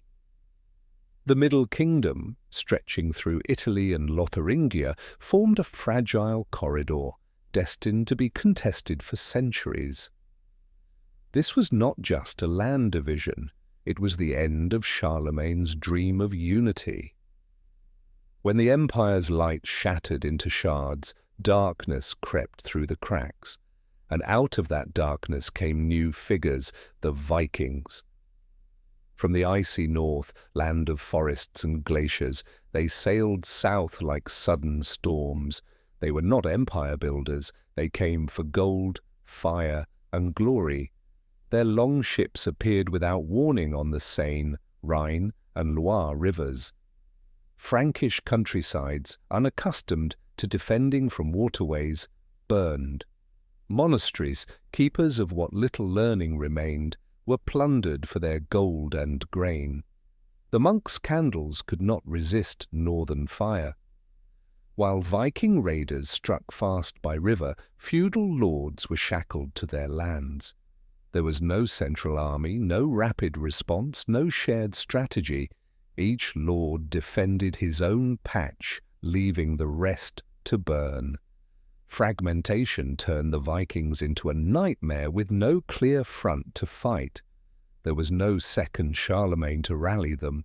Church bells tolled as longships approached, villagers fled into forests, priests prayed, but prayers could not stop flames or axes. Each raid destroyed not only homes, but fragments of memory, centers of knowledge painstakingly preserved through centuries of darkness. Yet the Vikings were not only shadow. Paradoxically, their fury forced Europe to change. Lords could no longer hide behind stone walls and petty borders. Repeated northern attacks pushed them to think of cooperation, of shared defense, ideas long forgotten after Charlemagne. Darkness once again pressed Europe to search for light. The Roman Catholic Church played a crucial role. When kings and lords faltered, common folk turned to the Church. And, as it had done many times before, the Church became a pillar in the dark, not only spiritual, but political. It became the voice calling for alliance against the northern storm. Faith once again connected the scattered fragments of the continent.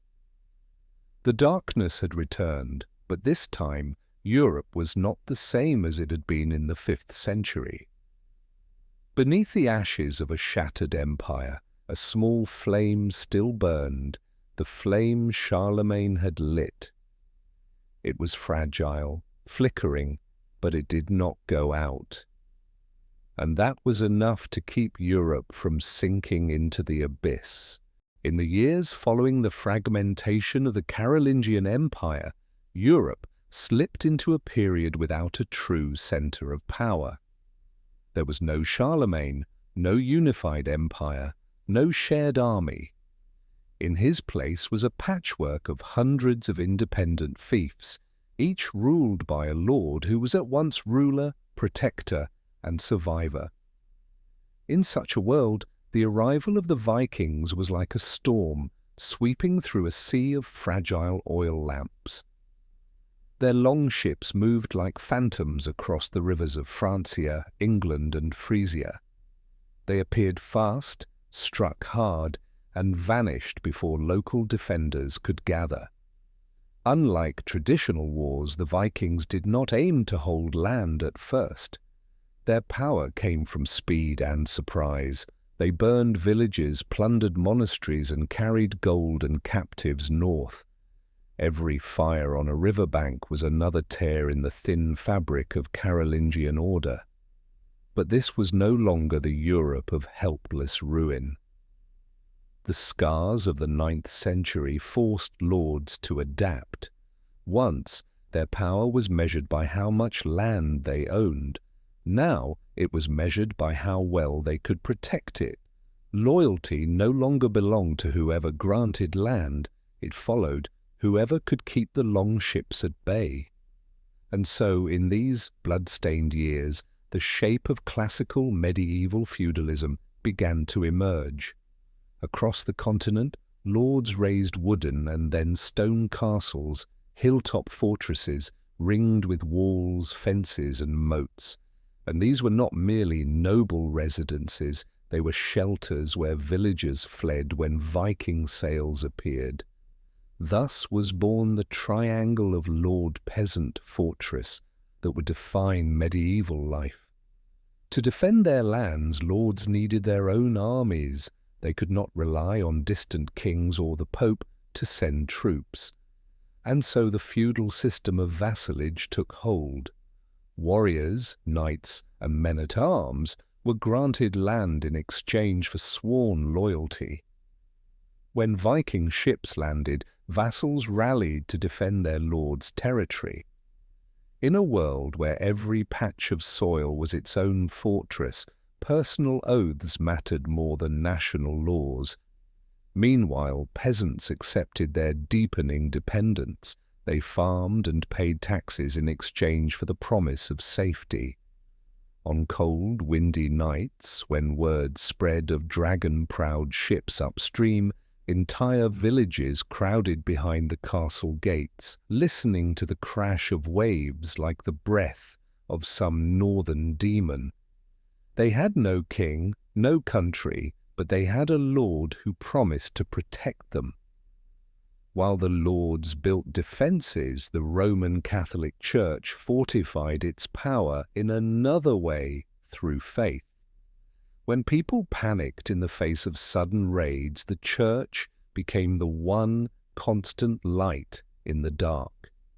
Priests preached that these attacks were God's test, that the pagan invaders would be punished, and that the faithful would be saved.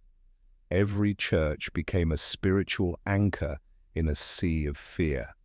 At the same time, kings in West Francia and East Francia, the seeds of modern France and Germany, began to realize that without cooperation, the Vikings would eat away at their realms like a relentless tide. But instead of restoring the strong central power of Charlemagne's age, they chose a more practical path, reinforcing feudal bonds. They granted land to their most powerful lords in exchange for border defense. Kings were no longer absolute rulers. They sat atop a web of sworn oaths, faith and the sword intertwined. When a lord granted land to a vassal, a priest stood witness.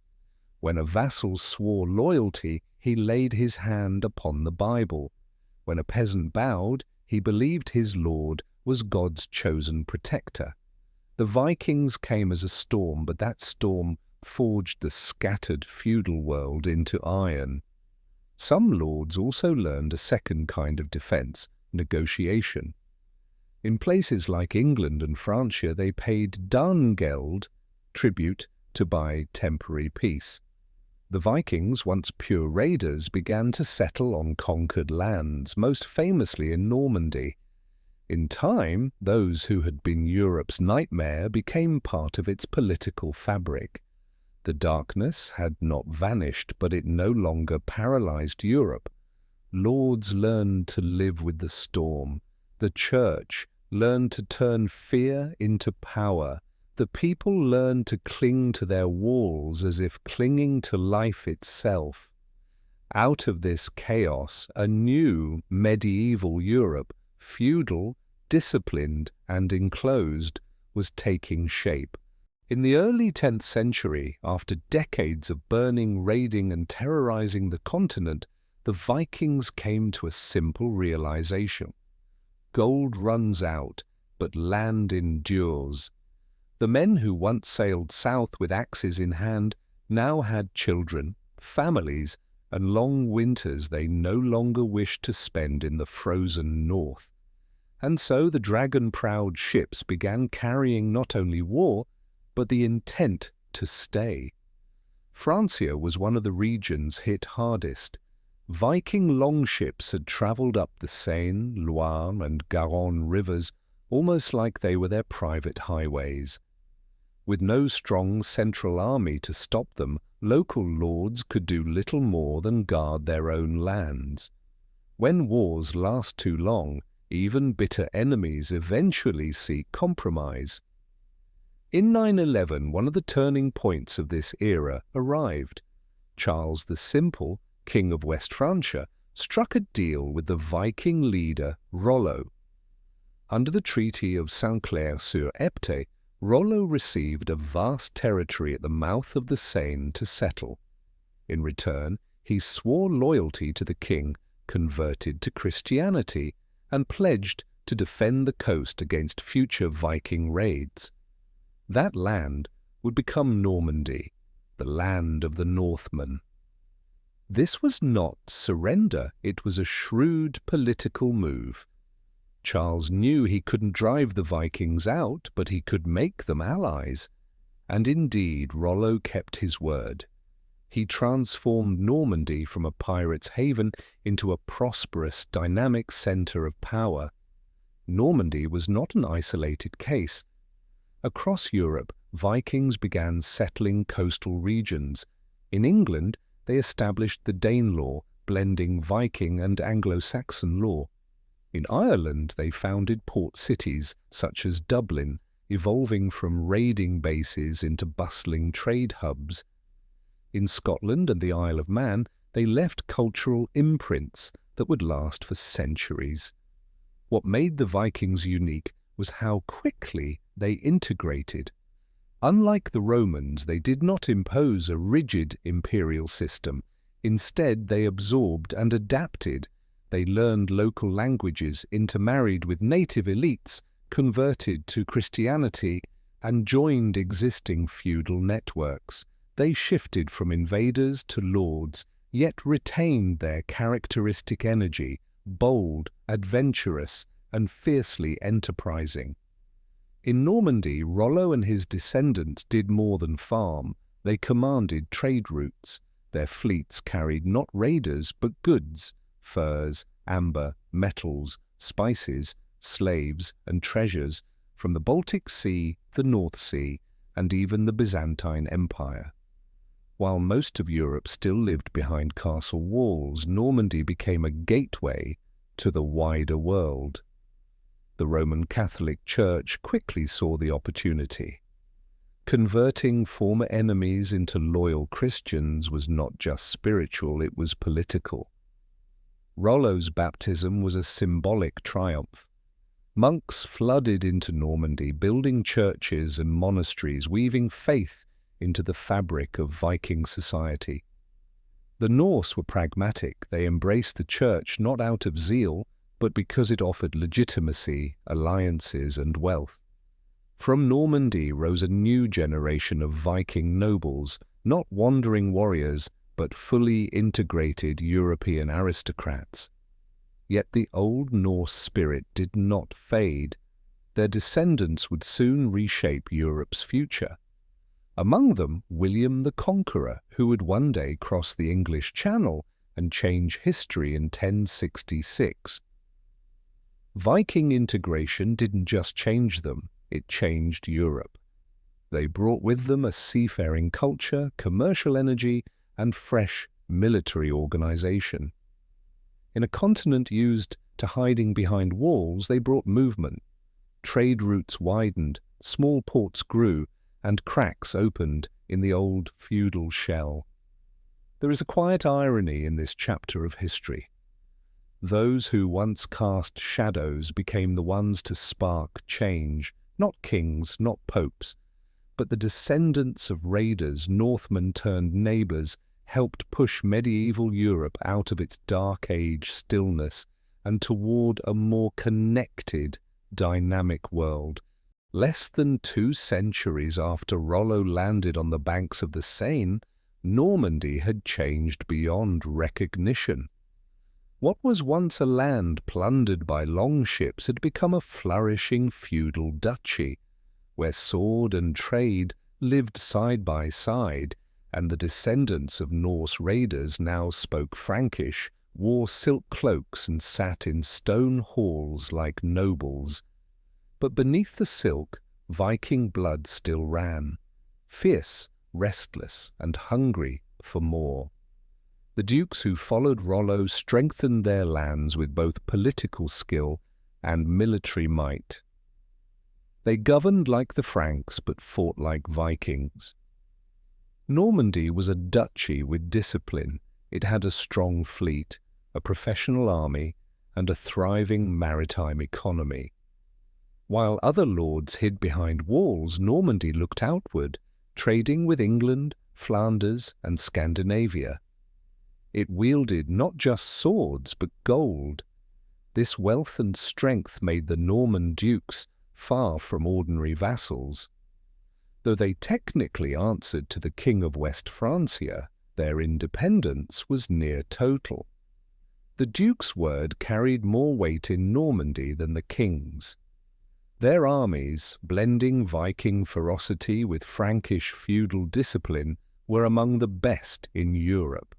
People said, if the King of France has soldiers, the Duke of Normandy has warriors.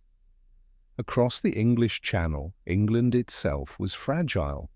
After the Anglo-Saxons carved out their kingdoms, they faced wave after wave of Viking attacks. Regions like Northumbria, Mercia, and Wessex rose and fell through war, treaty, and rebuilding. By the 11th century, the Anglo-Saxon crown was more stable, but still delicate. especially after the death of Edward the Confessor with no clear heir. And into this power vacuum stepped a man from across the sea, William the Conqueror, Duke of Normandy, Rollo's descendant. William was ambitious, but he was also prepared. Behind him stood a rich, disciplined duchy and an army unlike any other in northern Europe. Before he became a conqueror, William was a hard ruler. He crushed rebellious Norman lords with iron control, built a unified administration, and expanded his forces. Normandy under his rule was stable, disciplined, and ready. William knew opportunities like this come once in a lifetime. When Edward died in 1066, the crown fell to Harold Godwinson, a powerful Anglo-Saxon noble. But William claimed that Edward had promised him the throne and that Harold had sworn to support this claim. With that pretext, and the blessing of the Roman Catholic Church, which saw him as a protector of the faith, William assembled an invasion fleet, infantry, cavalry, and a vast armada to cross the Channel. On October 14, 1066, near the town of Hastings, the Norman and Anglo-Saxon armies met. The Battle of Hastings raged for hours. The Anglo-Saxons formed a wall of shields, but William commanded cavalry, rare in England, and flexible tactics. When Harold fell, struck down amid the chaos, the fate of England changed forever. William's victory was more than a successful invasion, it was a civilizational transfer. Overnight, Anglo-Saxon England became Norman England. The conqueror was crowned king, and a new dynasty was born, bringing with it Norman culture, law, language, and feudal structures. In less than a century, the descendants of Norse raiders had placed a crown upon their own heads. The consequences spread far beyond England's shores. As King of England and Duke of Normandy, William ruled lands on both sides of the Channel. For the first time since the fall of Rome, Western European power leapt across a sea. England entered a new age, one that would reshape its language, its laws, and its role in Europe. The Vikings had once been a nightmare on the rivers. Now their heirs wore crowns. History's long night is never one-sided. Those who arrive in fire and blood can sometimes be the ones who light the next chapter's dawn. When William the Conqueror triumphed at the Battle of Hastings in 1066, England did not merely change rulers, it changed its soul. From a patchwork Anglo-Saxon realm, it became a new power centre of the medieval West, where a disciplined Norman nobility crossed the English Channel, carrying a refined feudal system forged in Normandy. William did not behave like a temporary conqueror. He behaved like a founder. On the land he had seized, he rebuilt everything: nobility, law, taxation, and the military. Anglo-Saxon lords were stripped of their estates. Those lands were redistributed to loyal Norman knights and nobles. Within a generation, England's ruling elite was entirely transformed. The Anglo-Saxons were out, the Normans, descendants of Vikings, were in. A defining feature of William's system was centralization of power. Unlike most of continental Europe, where feudal lords held near independent sway, William required every noble to swear fealty directly to the crown.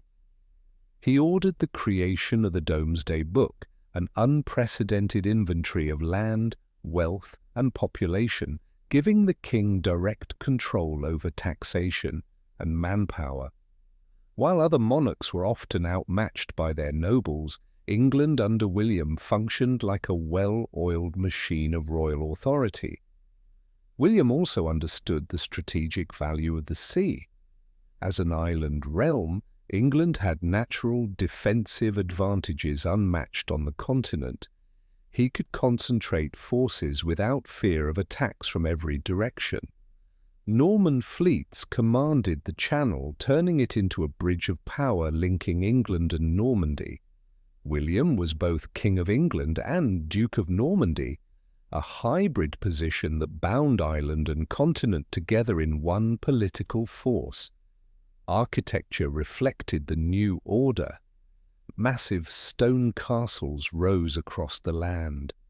The Tower of London, among the first, was both fortress and symbol, a stone declaration of Norman rule. Such castles dotted the landscape, embodying centralized authority, strict discipline, and military readiness. Language, too, changed. In royal courts and official documents, Anglo-Saxon gave way to Norman French. Latin remained the language of the Church, but Norman became the language of power. This linguistic layering would eventually give birth to modern English, a fusion of Germanic and Romance roots. In the 11th century, however, it was a clear message: to rule is to speak the conqueror's tongue. William's conquest also pulled England out of its insularity. Once peripheral to continental politics, the island now became part of a trans-channel network. The English king was simultaneously a vassal of the French crown for Normandy, creating a tension that would shape Western European politics for centuries. England was both a kingdom and a continental power. The Norman administrative model was also unusually efficient. Castles doubled as local governance centres.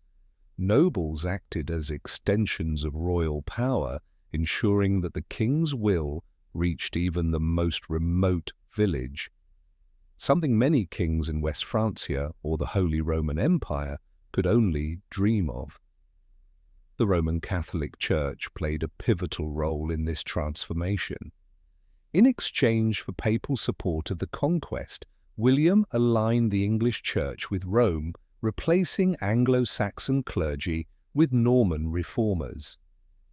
England became an integrated part of the Latin Church's organizational and liturgical network, cementing its place in Christian Europe.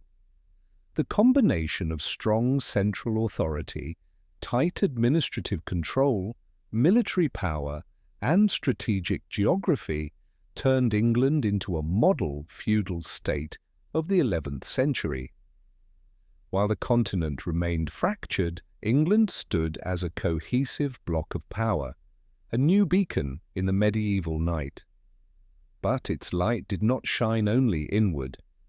As William's heirs continued to hold Normandy, the administrative, legal and military norms forged in England began to influence the continent in return. The Anglo-Norman connection became a tense, living artery of power, cooperation and rivalry. That tension between England and France would echo across medieval Europe for centuries to come. After the Norman conquest of England, Europe entered a new era. While most of the continent remained splintered into scattered feudal domains, two powers rose like twin lights on opposite sides of the English Channel: England under Norman rule and West Francia, the precursor to modern France. These two lights were not allies. They illuminated the same sky, but each glow threatened to cast the other into shadow. From the beginning, their relationship contained a paradox. The King of England, a descendant of William the Conqueror, was also Duke of Normandy, a duchy technically inside the Kingdom of France. On paper, the English king was a vassal of the French king. In reality, his power often rivaled or even surpassed that of his liege. It was a political contradiction, two monarchs but one kneeling to the other. At first, diplomacy and marriage veiled the tension. But history rarely sleeps long.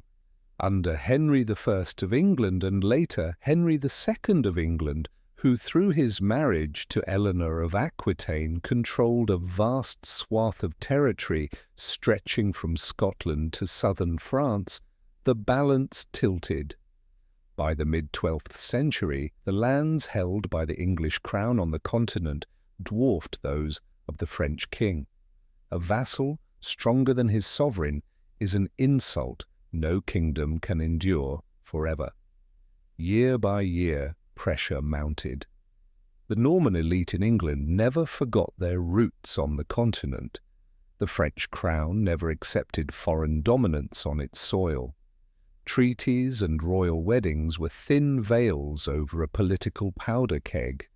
Meanwhile, subtle cultural shifts deepened the divide. The Norman aristocracy in England still spoke French, wore Frankish armour, and shared continental customs.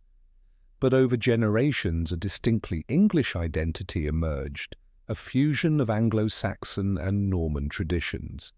England and France grew similar enough to understand each other and different enough to resent it.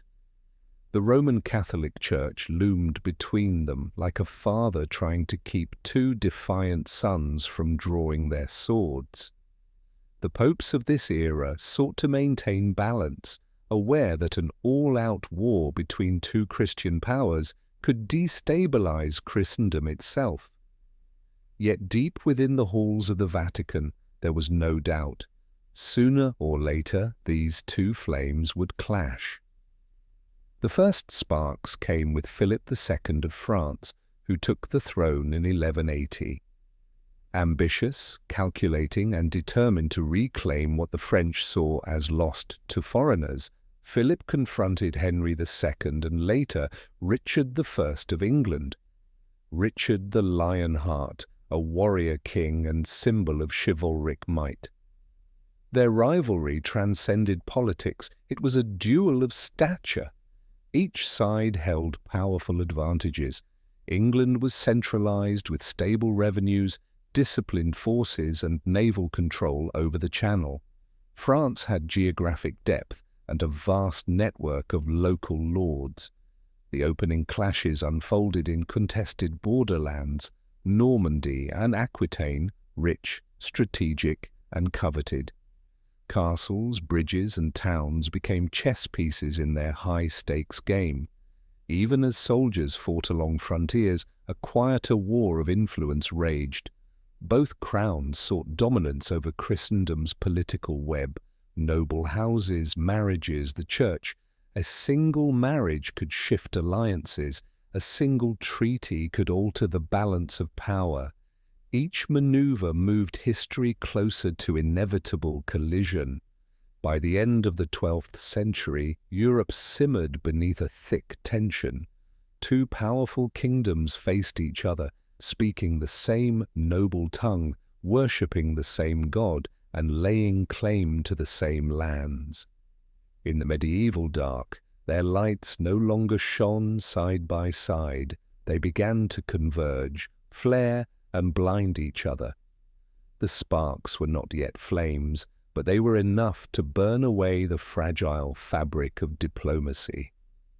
Soon they would ignite one of the longest and most defining conflicts in European history, the 100 Years' War.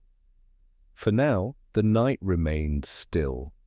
Two kingdoms, two crowns, two lights staring across the Channel, like predators circling each other in the dark.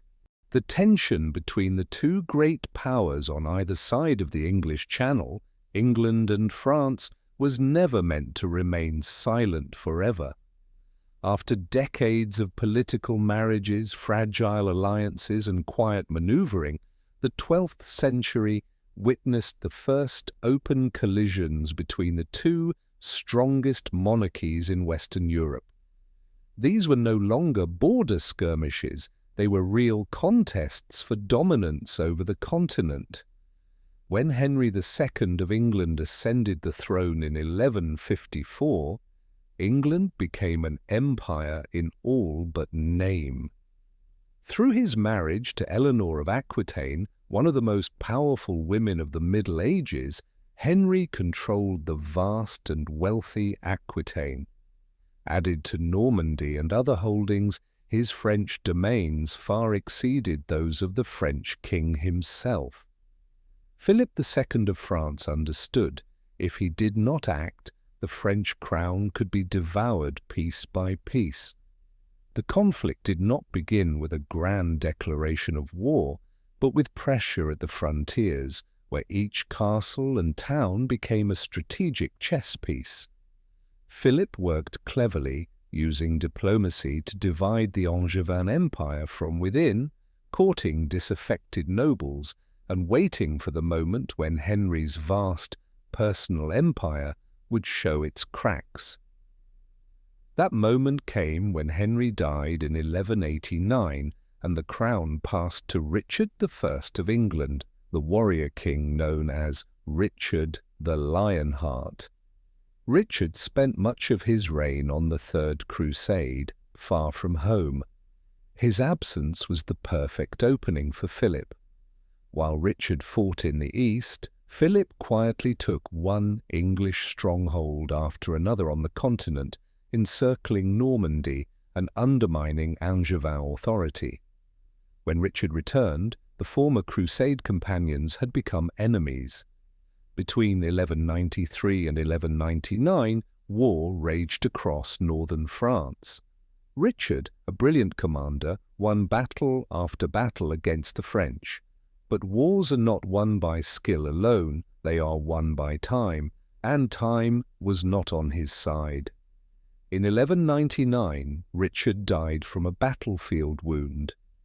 The English crown passed to John of England, a far weaker king. Philip struck hard. In a rapid series of campaigns, he conquered almost all of Normandy by 1204.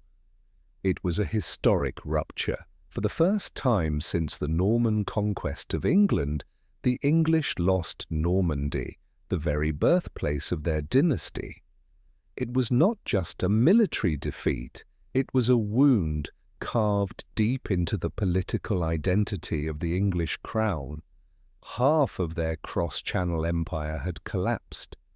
John's weakness eroded trust among England's nobles, many of whom had personal and economic ties to their lost lands in France.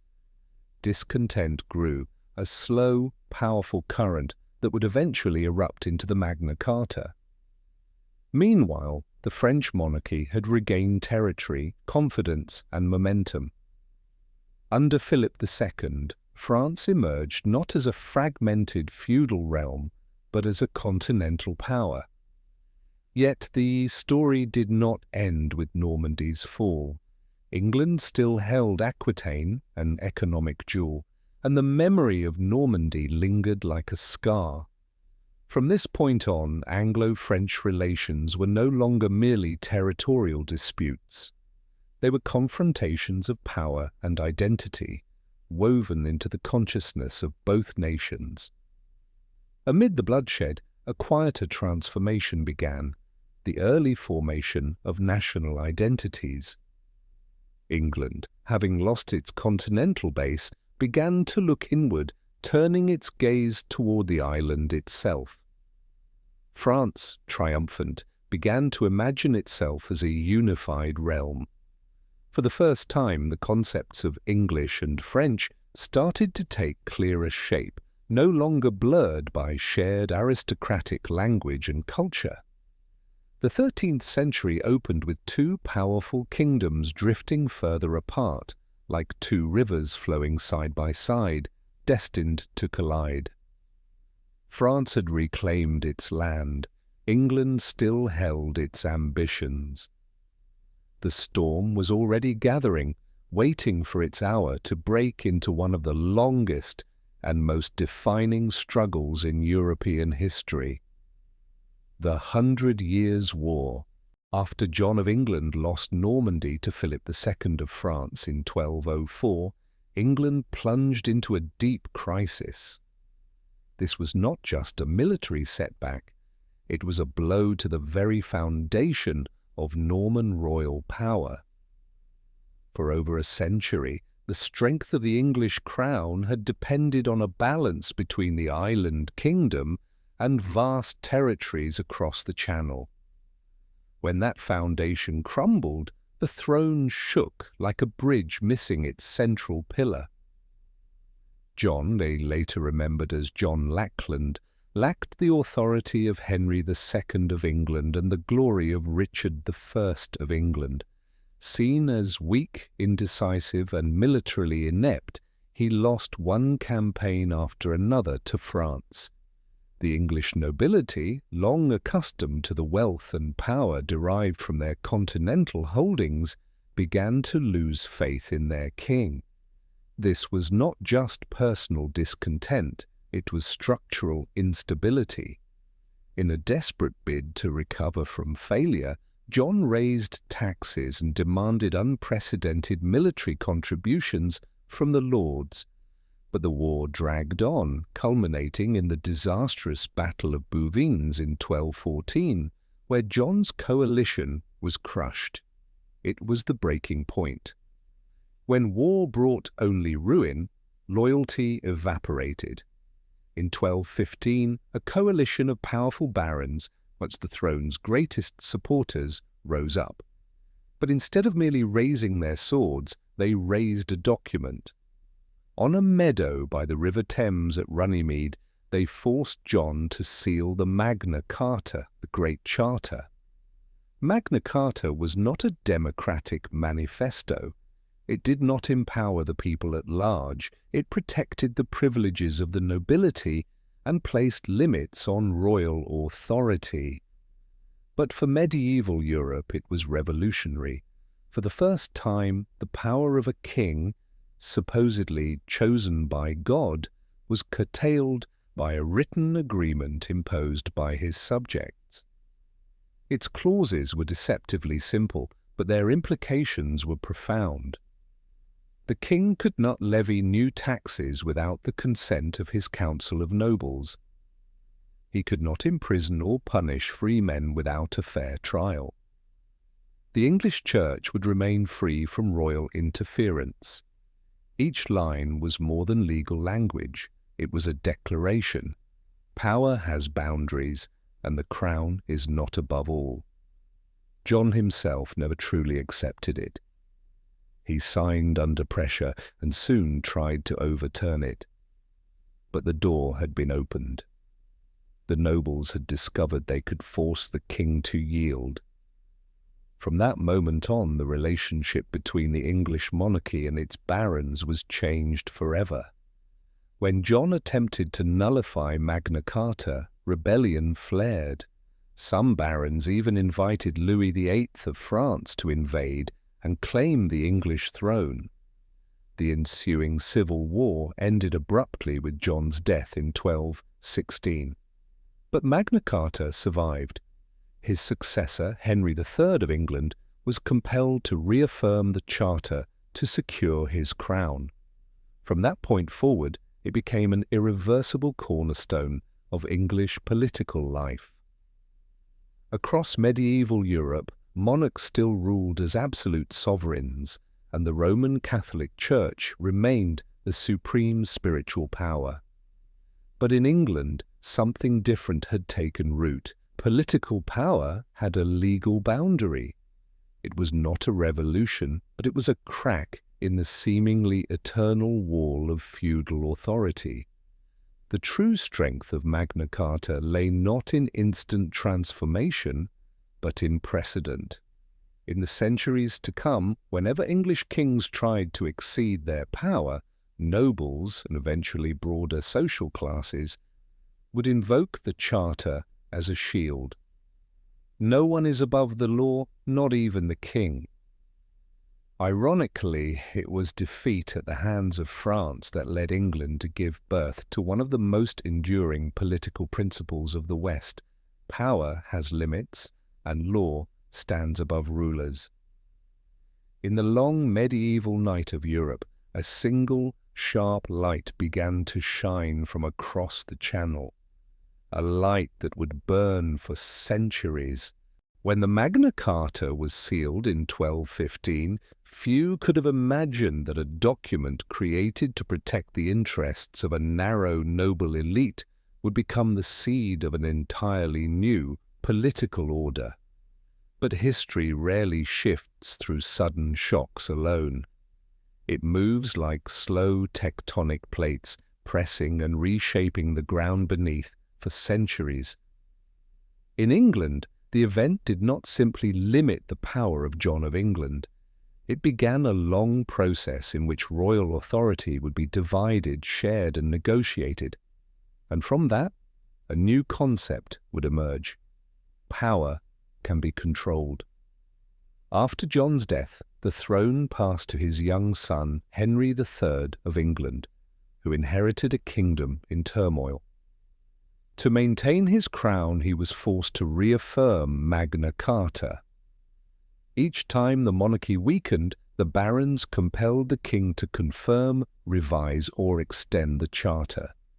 Magna Carta thus became a living foundation, not a fixed text, but a political instrument evolving through each moment of crisis. From its original scattered clauses, noble rights were strengthened over time. The barons gradually became a real counterweight to the monarchy, influencing not only warfare but also governance itself. While kings in France, Castile, or the Holy Roman Empire pursued centralization and absolute rule, in England, power fragmented into multiple centers: the crown, the nobility, and the church.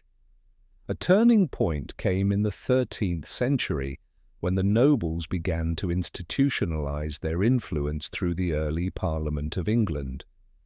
Initially, these were royal councils of barons and clergy summoned to advise the king, but over time they demanded actual authority, especially over taxation and war finance. Without Parliament's consent, the king could not raise the funds to wage major wars. And in a medieval world where war sustained royal power, that meant the king was no longer absolute. This was a profound divergence from the rest of Europe. In France, the monarchy grew stronger and centralized. In Iberia, the Reconquista concentrated power in royal hands. In the Holy Roman Empire, imperial power was diluted among hundreds of lords, but without a clear system of balance. Only in England was a unique model emerging, a state where power was negotiated, layered, and balanced. The Roman Catholic Church remained a major player. Although it no longer dominated England completely, it still exerted significant influence. Every major political crisis involved archbishops, abbots, or papal envoys. Thus, England's political structure took the shape of a triangle: king, nobles, church. This was not democracy. The peasantry had no voice. But something new had been born. Royal power was no longer sacred and untouchable. It could be limited, challenged, and bargained with. That small shift set England apart from the rest of medieval Europe. This difference contributed to England's relative stability in later centuries. While France was repeatedly shaken by struggles between crown and nobles, and the Holy Roman Empire splintered under the weight of its feudal labyrinth, England learned to contain its tensions within a system of negotiation. Conflict did not disappear, but it became structured. It is no coincidence that centuries later, when much of Europe remained under absolute monarchies, England became one of the first to evolve into a constitutional monarchy. The tiny seed was planted in 1215, in the ink strokes of Magna Carta. On the continent, kings were still seen as chosen by God, their power extending over land and life itself. But in England, a quiet truth was spreading. The king was not divine. The king was part of a system. From this divergence, the histories of England and France began to follow different roads. one building tall castles of absolute power, the other laying a long bridge of negotiation. And these two roads would later collide violently in the coming centuries. The wars between England and France would not be mere territorial disputes. They would be clashes between two models of power. Medieval darkness still covered Europe, but the first cracks in the wall of absolute monarchy had appeared, silent yet irreversible. While England quietly built a political system of shared power between crown, nobility, and church in the wake of the Magna Carta across the English Channel, France marched in the opposite direction. There, royal power was not restrained. It was consolidated, layer upon layer, like stones stacked into a vast fortress of authority. In the deep medieval night, the political destinies of these two realms diverged sharply, silently, but decisively. After the expansionist reign of Philip II of France, who reclaimed Normandy from the English in 1204, the French crown entered a phase of dramatic growth. Unlike English monarchs, who were forced to negotiate with their barons, Philip systematically weakened feudal lords. He built a centralized administrative apparatus rooted in the royal court. Instead of relying on powerful nobles, he appointed loyal royal officers, the baillis and seneschaux, to directly manage the provinces. This was the first step in pulling real power away from the aristocracy and placing it firmly in the hands of the crown. This centralization was not the work of a single reign, but of generations.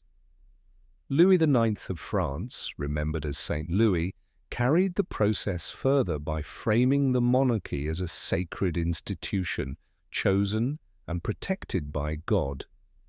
He reformed justice and established royal courts that gradually eclipsed the legal authority of local lords. When subjects had disputes, they increasingly turned not to their lord, but to the king.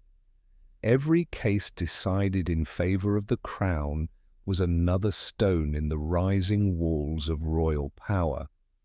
While England developed parliamentary mechanisms to check the monarchy, in France the king made himself the undisputed center of power. Nobles, in order to preserve their privileges, were drawn closer to the throne. No longer an independent force, they became courtiers, satellites orbiting the royal sun. There was no bloody purge. It was a slow tightening of the rope until no room for resistance remained.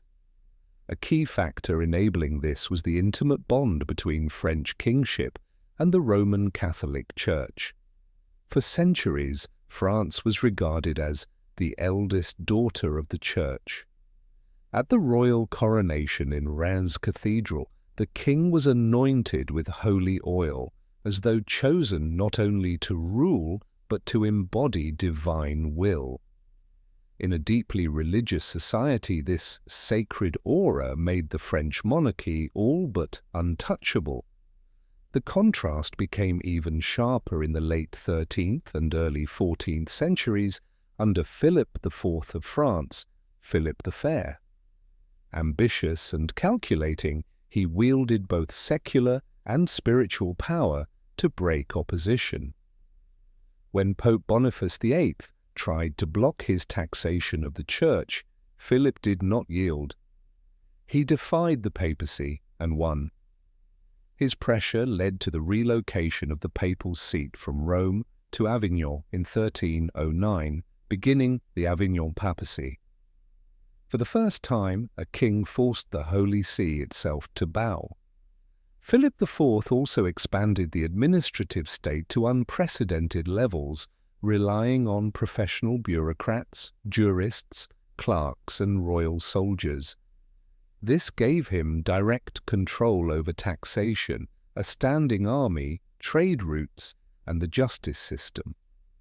While English monarchs bargained with barons for money and troops, the French king commanded his own resources.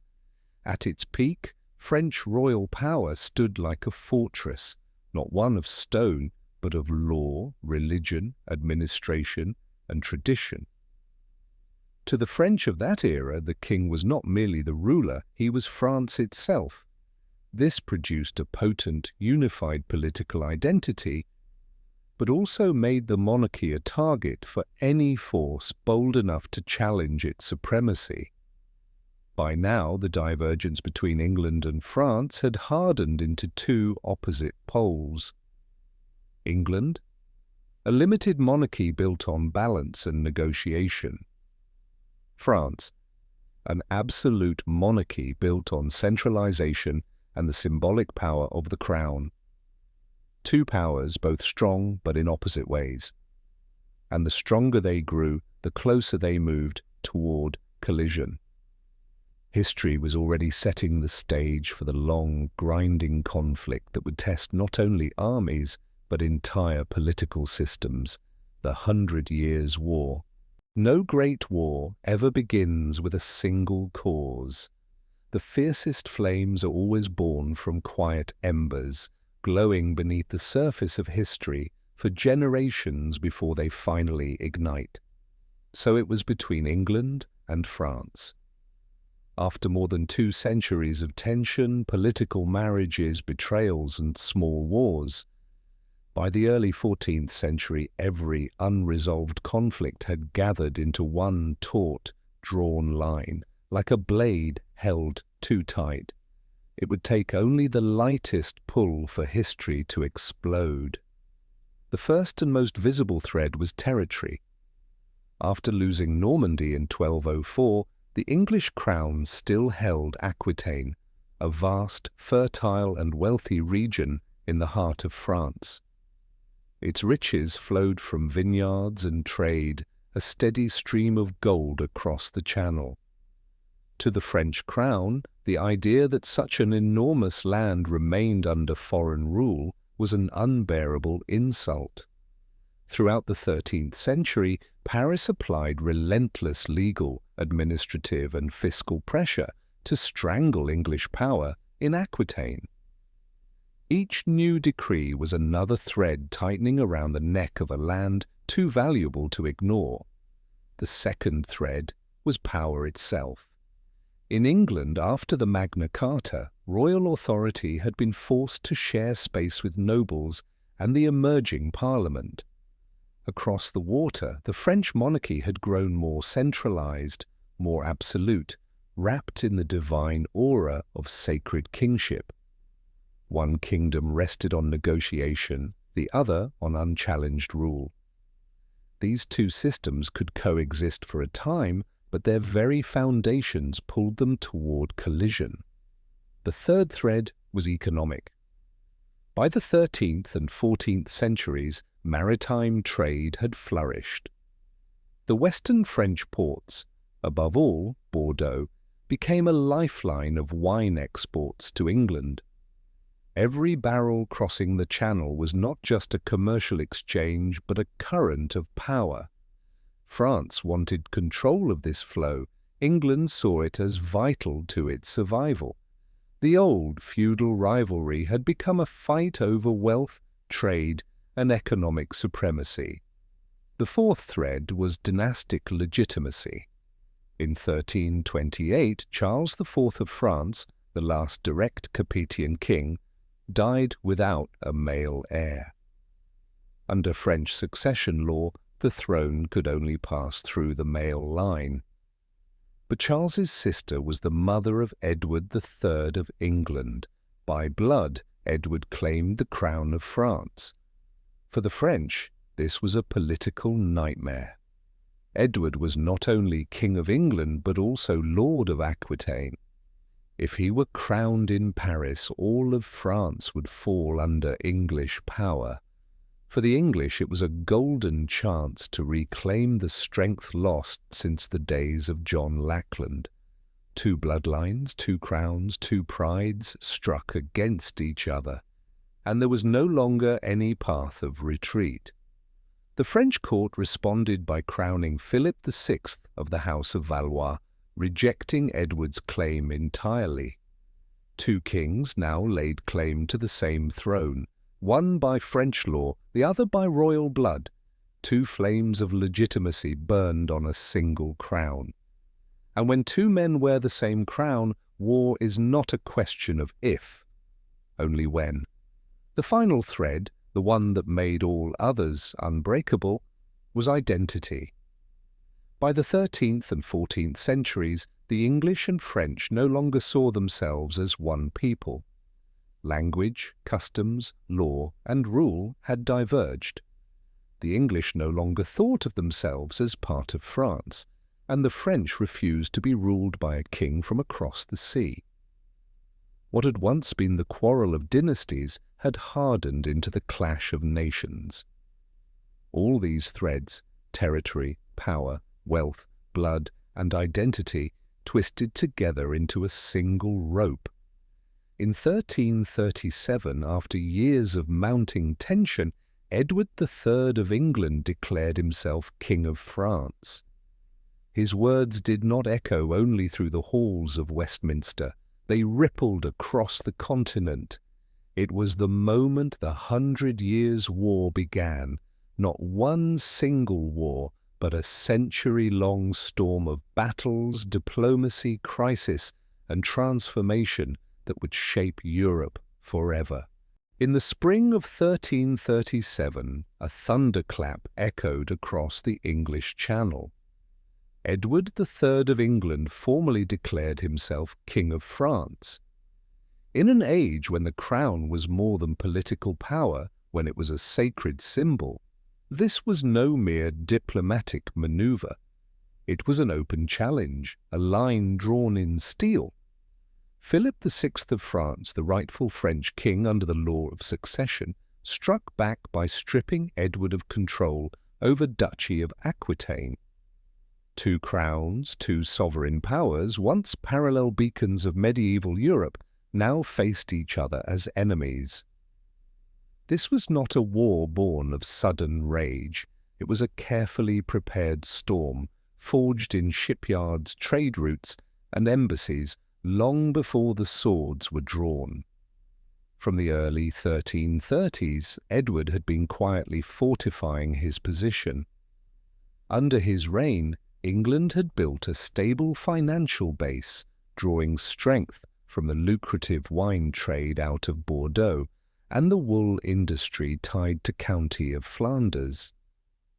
He used this wealth to hire mercenaries, expand his fleet, and ready a long war. Diplomatically, Edward moved with precision. He secured alliances with Low Countries principalities, especially Flanders, whose textile economy relied heavily on English wool. These alliances formed a strategic pincer around France, stretching the battlefield across Western Europe. Philip VI was no less prepared. He mobilized France's centralized royal administration, summoned his nobles beneath the fleur-de-lis, and assembled a vast army ready to defend the realm. But this war was more than a clash of armies.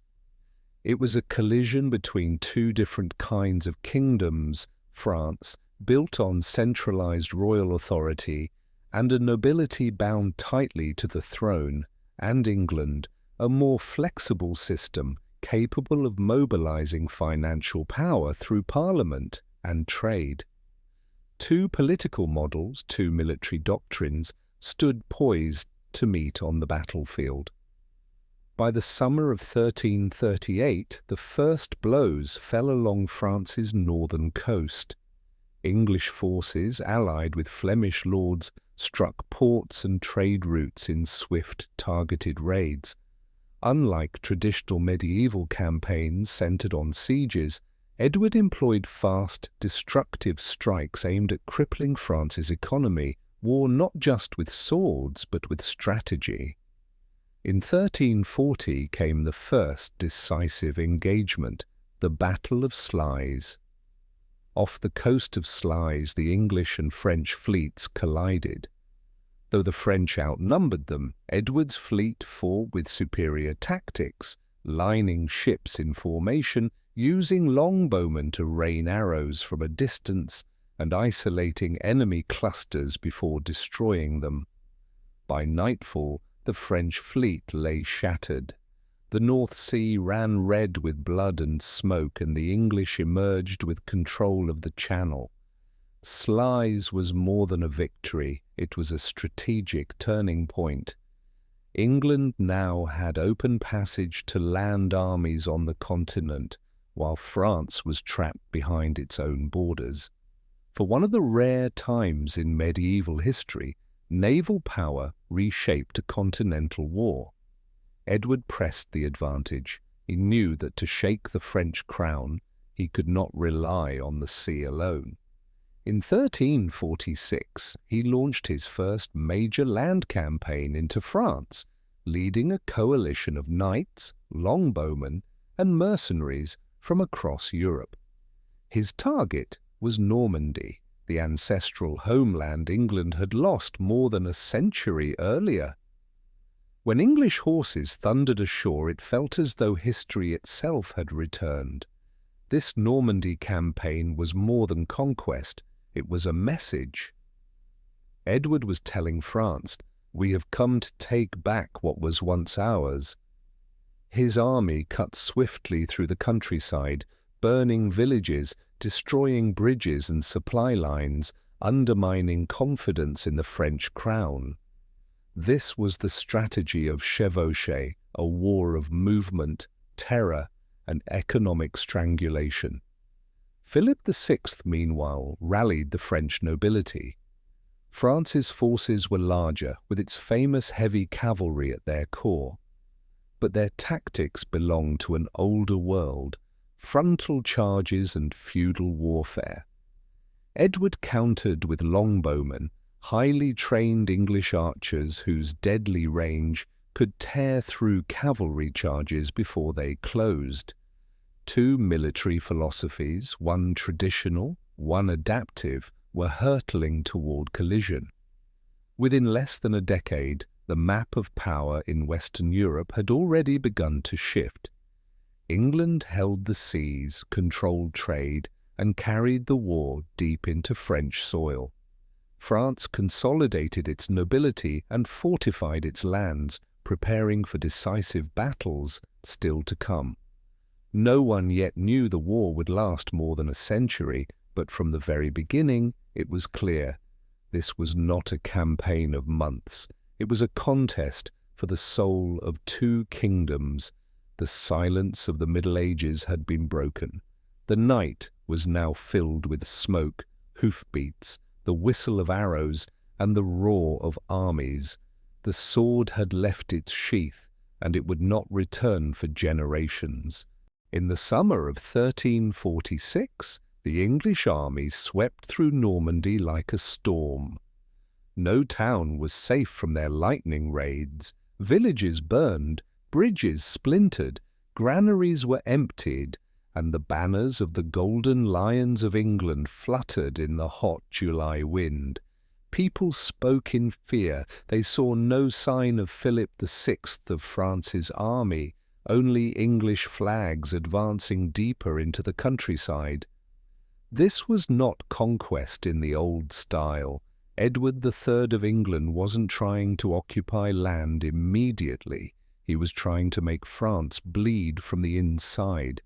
He understood that a centralized monarchy like Philip's would falter if its people lost faith in the crown's ability to protect them. When great cities like Caen fell in a matter of days, panic spread like smoke across northern France. Philip VI could not sit idle. The honor of the French crown and the entire feudal order was at stake. He summoned nobles and knights from every corner of the realm, Burgundy, Flanders, Lorraine. A massive army gathered, confident that their heavy cavalry and superior numbers would crush Edward just as invaders had been crushed before on French soil. On August 26, 1346, the two armies faced each other near the small village of Crécy-en-Ponthieu. The sky was low and grey, the wind hard from the west. the English did not advance. Instead, Edward chose his ground carefully, a gentle, dry slope, perfect for defence and for archers. He knew he was outnumbered, but he also knew what the French did not. Discipline and modern tactics would matter more than numbers. The English arranged their forces in a long line, with longbowmen anchoring both flanks. In the centre stood light cavalry and infantry organized in tight, maneuverable formations. Edward and his commanders waited calmly behind the lines. There were no grand speeches, no dramatic charges, only the quiet, sharp edge of a trap waiting to be sprung. The French army, meanwhile, had marched fast and hard. Tens of thousands strong, they were powerful but disordered. A night of rain had soaked the crossbows of the Republic of Genoa mercenaries, renowned crossbowmen fighting for France. French nobles, impatient for glory, demanded an immediate attack.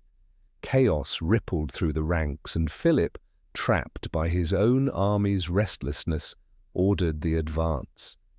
The Genoese moved forward first, only to meet a storm.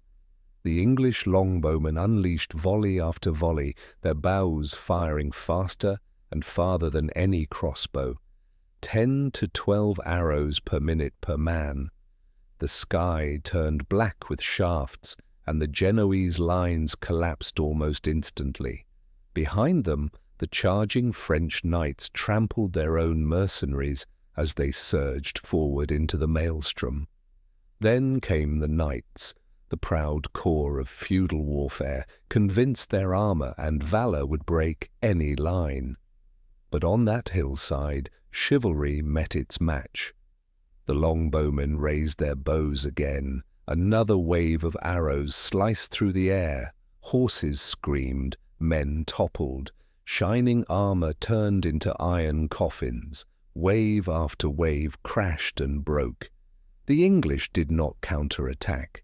They held, they waited, they let the French knights throw themselves against a wall that did not move.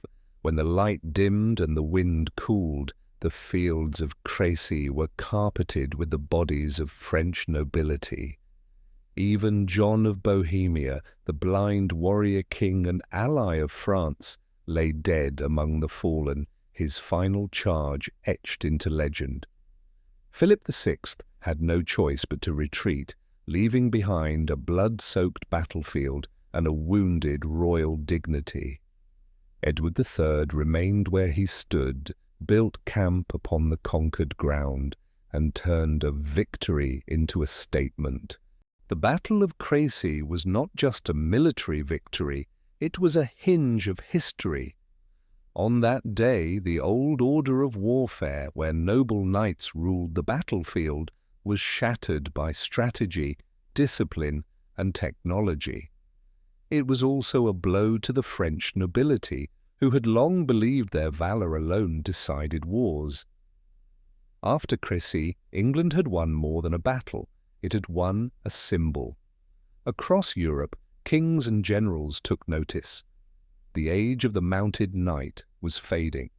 A new era of war had begun, an era of tactics, organization, and the deadly whisper of the longbow. The war would continue for decades, but on the wind-swept fields of Crécy, the tide had already turned. The triumph of Edward III of England at the Battle of Crécy was a thunderbolt that struck at the pride of France. French knights lay in heaps, their traditional tactics shattered, their confidence shaken to its core. But Edward was not simply a warrior, he was a strategist. He understood that even the most glorious battlefield victory would fade like smoke if not anchored to something permanent. His chosen anchor was Calais. Calais was not just any city. It was a fortified port on the northern coast of France, facing Dover across a mere 30 kilometers of sea. In an age when naval power was becoming a decisive weapon, Calais was a golden gate onto the continent. If Edward could take it, he would secure a stable permanent bridgehead, a base from which England could strike at France again and again for generations. In September 1346, only weeks after Crécy, the English army marched north and laid siege to Calais. The city was a fortress of thick stone walls, deep moats, and a determined garrison. But Edward had no interest in a dramatic assault. He wanted a slow, suffocating encirclement, a battle fought not with swords, but with time. He built encampments around the entire city, cutting off every land route while his fleet closed the sea. Every merchant vessel, every fishing boat was intercepted.